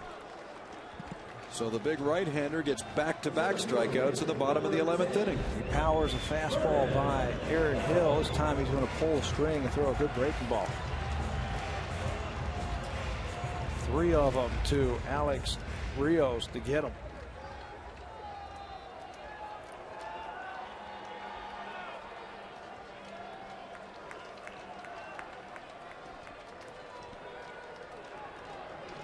So here's Vernon now. 2 gone and the base is clear. Off the end of the bat and out of play. He's dotting that outside corner of those right-handers, isn't he? That fastball, staying away from the power. First Hill, then Rios, and that first pitch to Vernon Wells.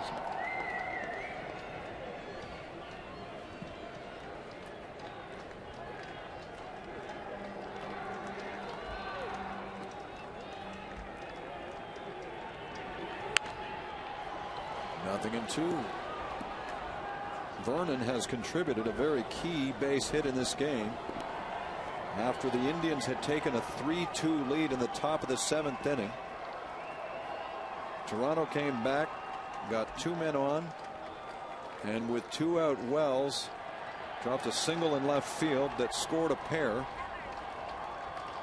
and gave the Blue Jays a 4-3 lead.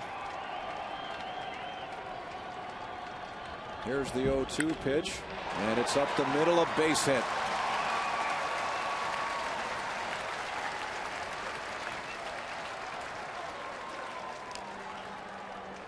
Vernon's got the green light. Yes, he does. Cito has told us he has the green light, so if he feels good about stealing, get yourself in the scoring position. 0-2 pitch from Betancourt over the middle of the plate. Wrapped right back through the middle for Vernon Wells' second hit of the night. And if Rios' stolen base 2 innings ago is an indication, Vernon would go early. He's got 1 foot on the carpet, and Betancourt checks him over at the bag.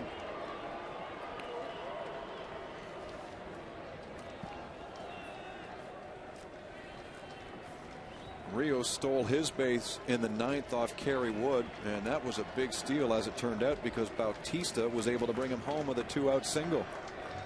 Vernon's 3 for 3 this year in stolen bases.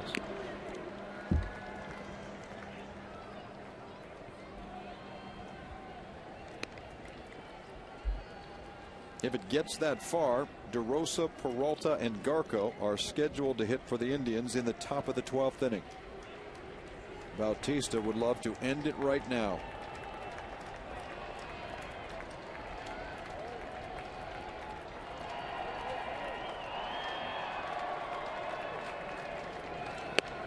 Strike 2.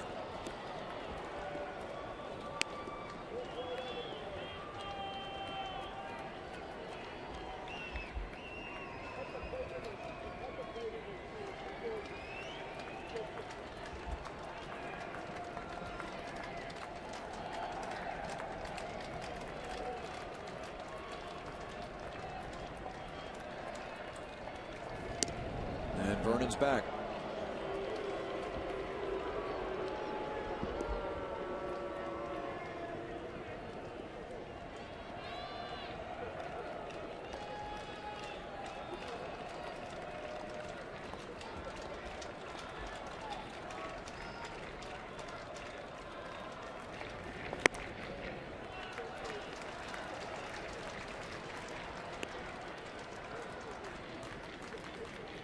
$15,000 and change paid to get in tonight. Many have made their way home. Those who have hung in are witnessing extra innings. Bottom of the 11th. 1 ball, 2 strikes on Bautista. Wells at first, 2 away.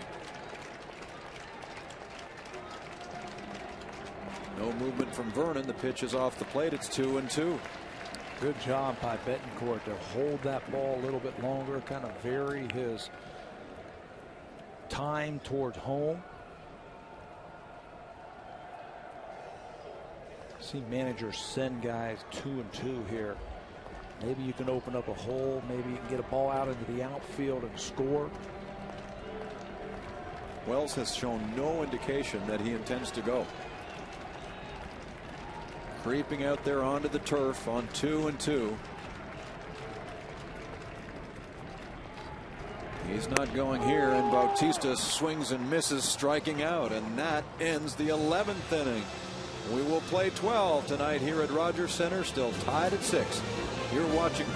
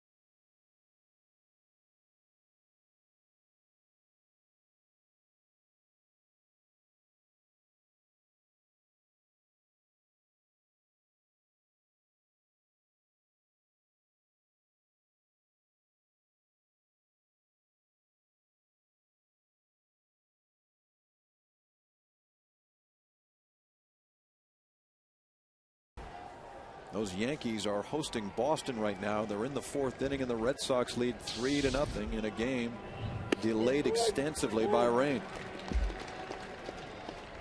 Here it's a 6-6 ball game, the Blue Jays and Indians.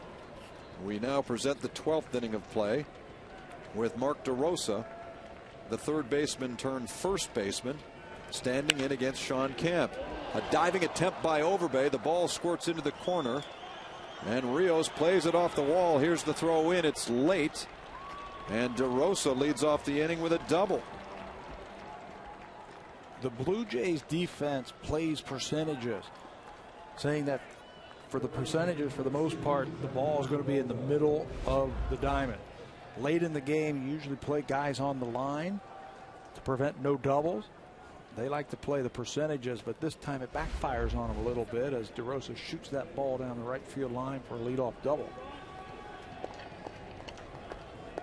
He picks up his second hit in 6 at-bats and sets the table for Johnny Peralta. Peralta is 0 for 4, and he looks at a sinker in for strike one. Hitting just 201 home run.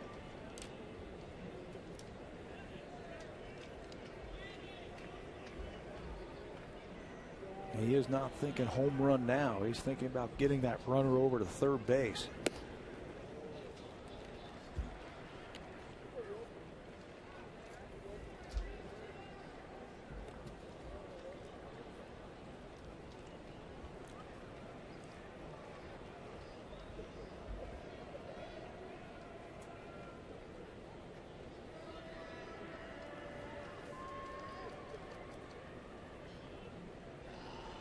Camp glances at DeRosa. Here's the pitch, and it's on the ground to the shortstop Scudero, and he throws out Peralta, who hit it in the wrong direction. Yeah, he certainly did. He flung that bat after he got out in front of that ball and rolled it to the left side. DeRosa can't do anything but sit there and watch it and go back to second base. Watch this. Out in front, and he throws it almost all the way to the dugout because he can't advance that runner.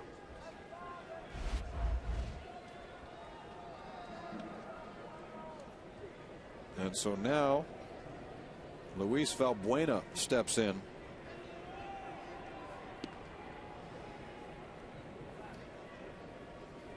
As fresh a rookie as you can find. He played in his first big league game last night in Detroit, and that pitch almost crossed up Rod Barajas.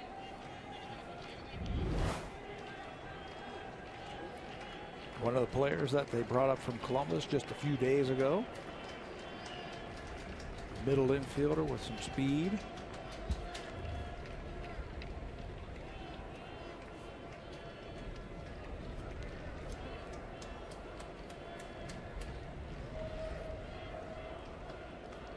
Like Matt Laporta, Valbuena came into this game looking for his first big league hit.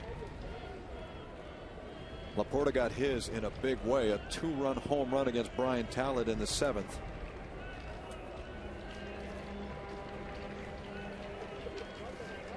One ball, no strikes on Valbuena. Here's the pitch, and that scoots away from Barajas, but he gets to it quickly, and DeRosa's going nowhere.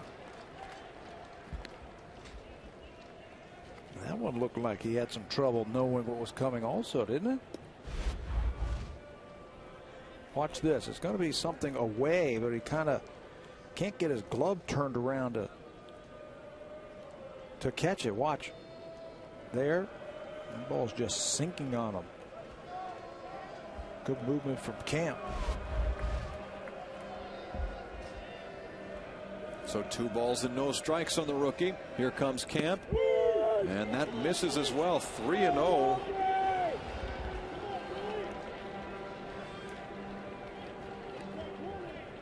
And Sean's just flat out missing the strike zone against a rookie here.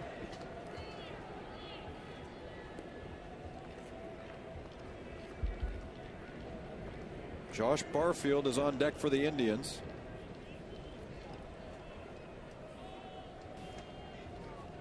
And now Camp with a 3-0 pitch gets a strike.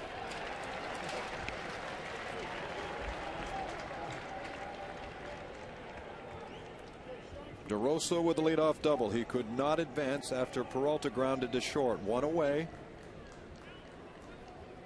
3-1. Here's the pitch. It's up high. Ball 4. So they put the rookie on. He draws his second major league walk, and there's the situation. First and second, 1 out.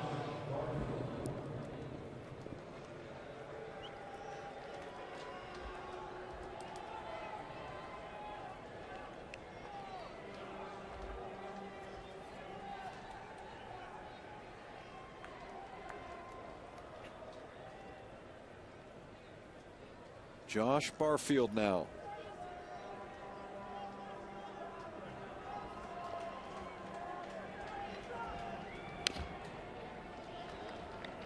You know, one thing about Sean Camp is he's got that kind of low 3/4 arm angle on shot. He's got great movement on his fastball. A lot like Brandon Lee that we saw earlier, and we were talking about a good guy to get a double play ball. He's another one. Kind of slings it up there, and ball's kind of diving. Get a lot of ground ball outs when Sean Camp is on the mound. Very similar, and there's a strike as he gets Barfield to wave at that slider.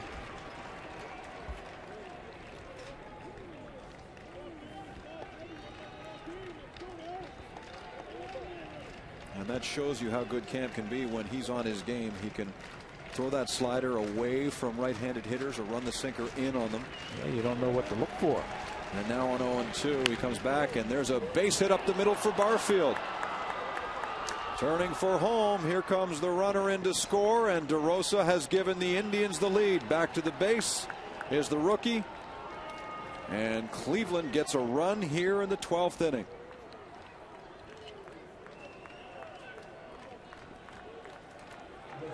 Mark DeRosa, the runner at second base, is breaking on anything.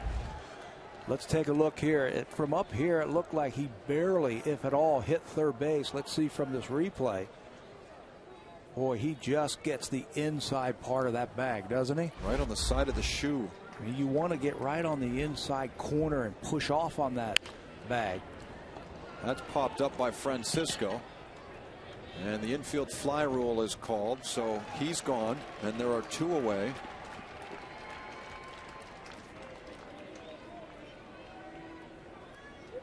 Well, the Blue Jays will have to come back again. But first, Camp needs to retire Grady Sizemore, who has 1 hit, a double, in 6 trips.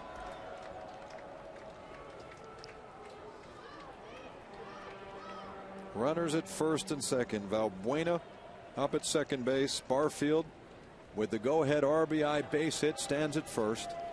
Camp the pitch to Sizemore, ball 1.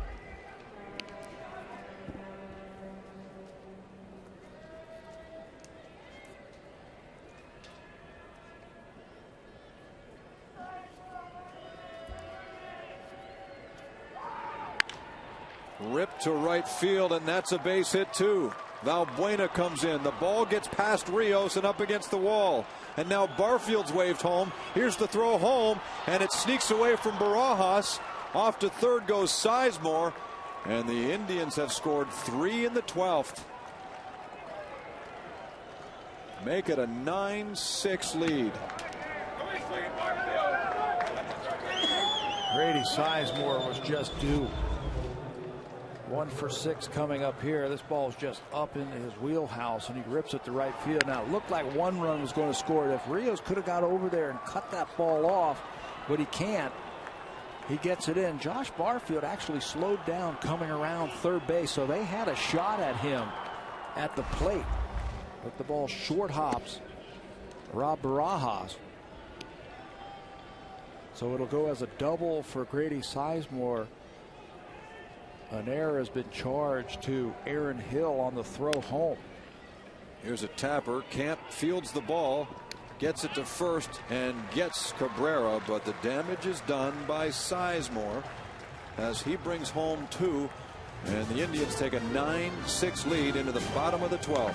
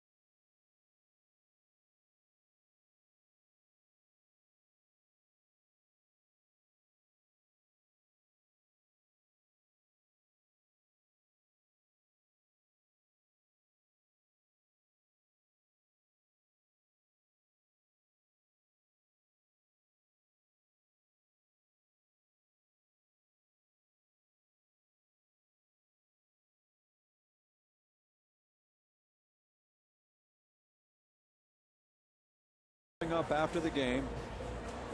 Here's the programming schedule for 4 channels. Right now on Sportsnet East, it's the Red Sox facing the Yankees in New York.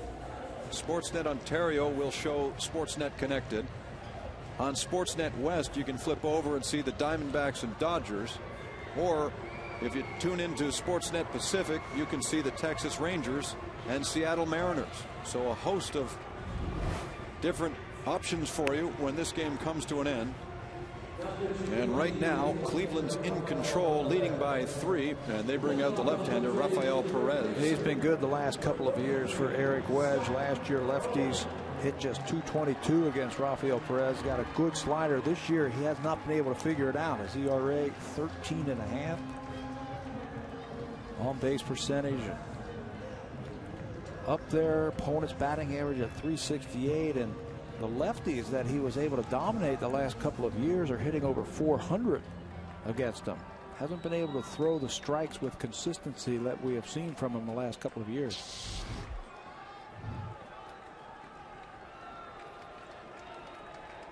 Scott Rowland is the first man up. A 12th inning 3-run lead for Cleveland.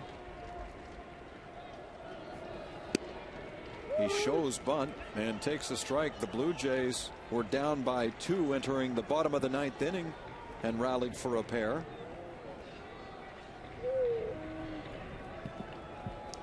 They have certainly won their share of games this year, 18 all told and 9 losses.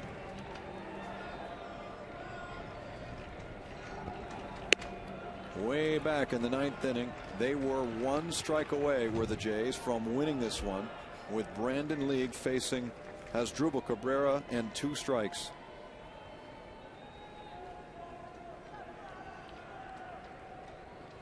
Here's Perez looking in. He's got the sign. And the pitch is hit toward left field. There's Barfield running over, and he can't get to it. It's up and off the wall, and Rowland has a double. So a situation where you need base runners, that's a great start. Yeah, you can't look at the scoreboard and say, hey, we're down by 3 runs and try and hit a 4-run home run. Right now, you're just trying to make good at bats. Find a pitch, hit it hard, and see what happens. The first batter does just that, Scott Rowland. Second double of the game. He doubled way back into the 2nd inning and scored the first run.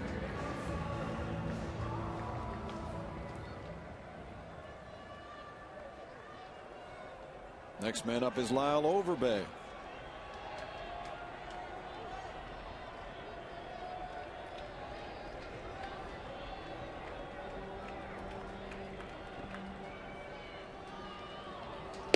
Cito Gaston has used all but 1 position player in this ball game. The only man left standing is catcher Raul Chavez. Eric Wedge, the same thing. Has not used his backup catcher, Kelly Shopping. 1 strike on Overbay. Now a ball and a strike, and they will turn around and play a 12:30 game here tomorrow. A quick turnaround indeed, as Anthony Reyes goes to the hill for the Cleveland Indians. Brett Cecil makes his big league debut. The left-hander brought up from AAA Las Vegas.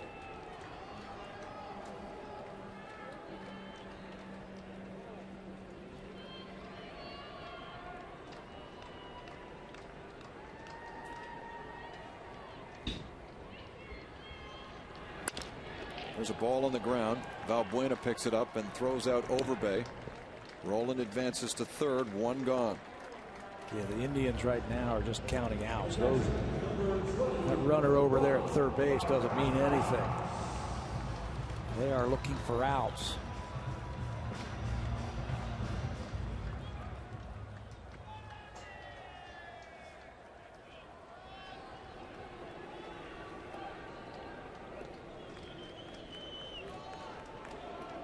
There's Barajas 0 for 4.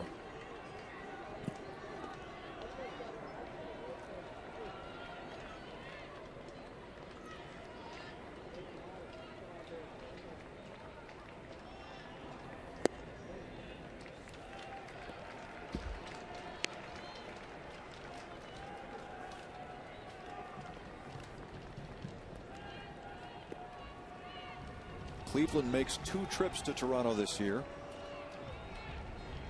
They'll be back here at Rogers Center July 21st, 22nd, and 23rd.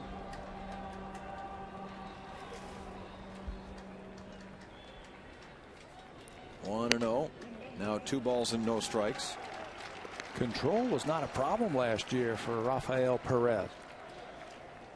He got into 76 in the 3rd innings last year. Just had 23 base on balls. 86 strikeouts. So he was the go-to guy late in the game for Eric Wedge this year.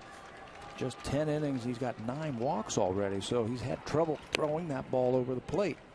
There's a strike for a 2-1 count against Barajas, who has 2 hits in 3 career at bats against him, 1 a double.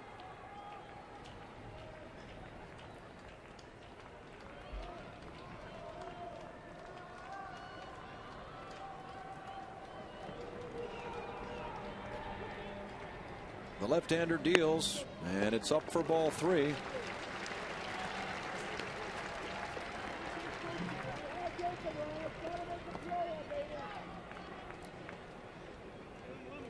John McDonald's on deck for the Blue Jays.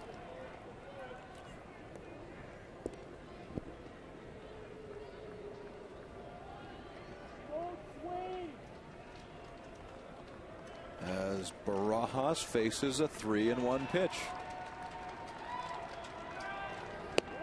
That's a called strike. Bill Wilkie's call not popular here, but it looked good from this vantage point.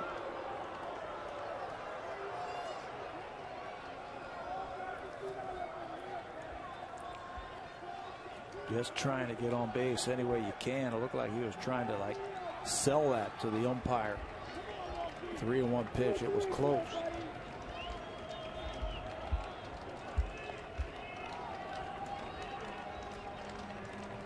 Here comes the payoff now, and it's lined to left field, a base hit. So Rolen scores. That makes it a 2-run lead, Cleveland. And John McDonald comes to the plate as the potential tying run. Yeah, keep that hitting streak going right there, Rod. 2nd RBI of the night. He wants to throw a fastball in the inner half, and he just turns on it.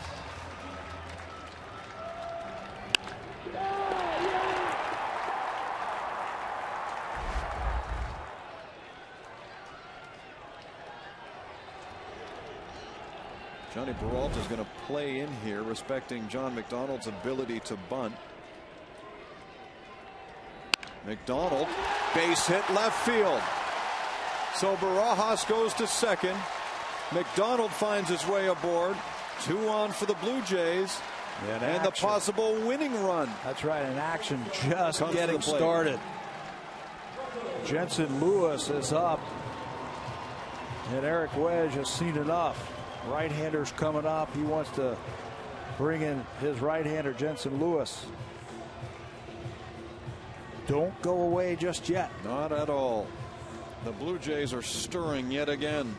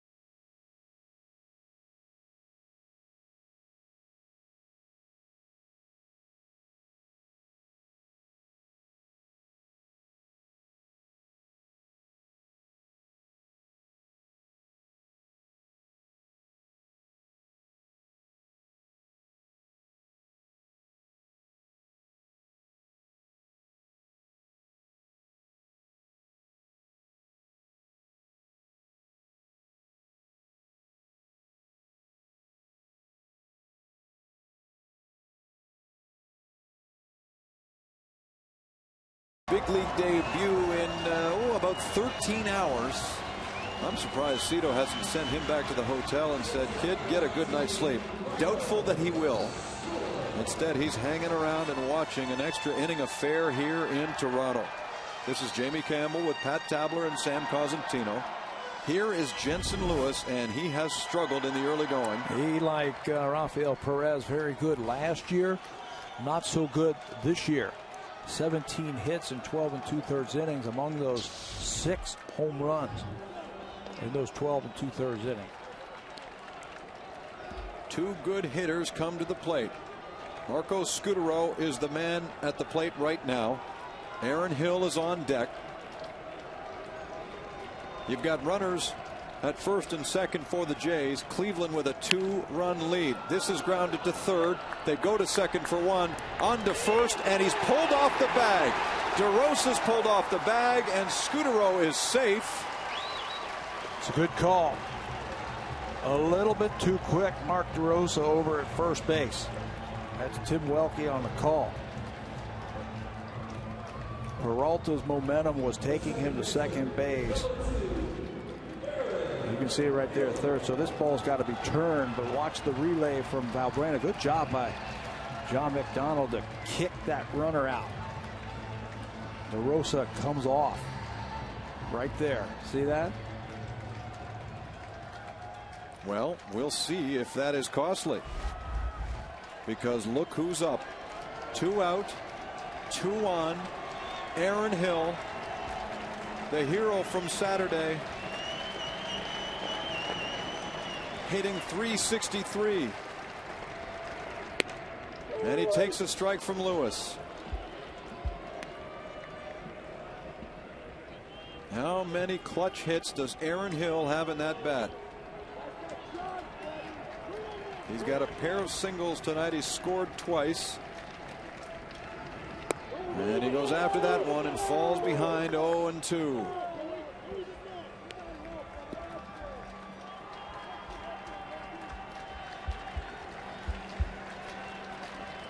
Scutaro at first is the potential tying run. Hill would be the winning run, but he's in an 0-2 hole here, and he swings and misses. That's the ball game. Cleveland wins a marathon 9-7 in 12. So we thank you for watching. For Pat Tabler, Sam Cosentino, and Scott Carson, I'm Jamie Campbell. Time now for Sportsnet Connected.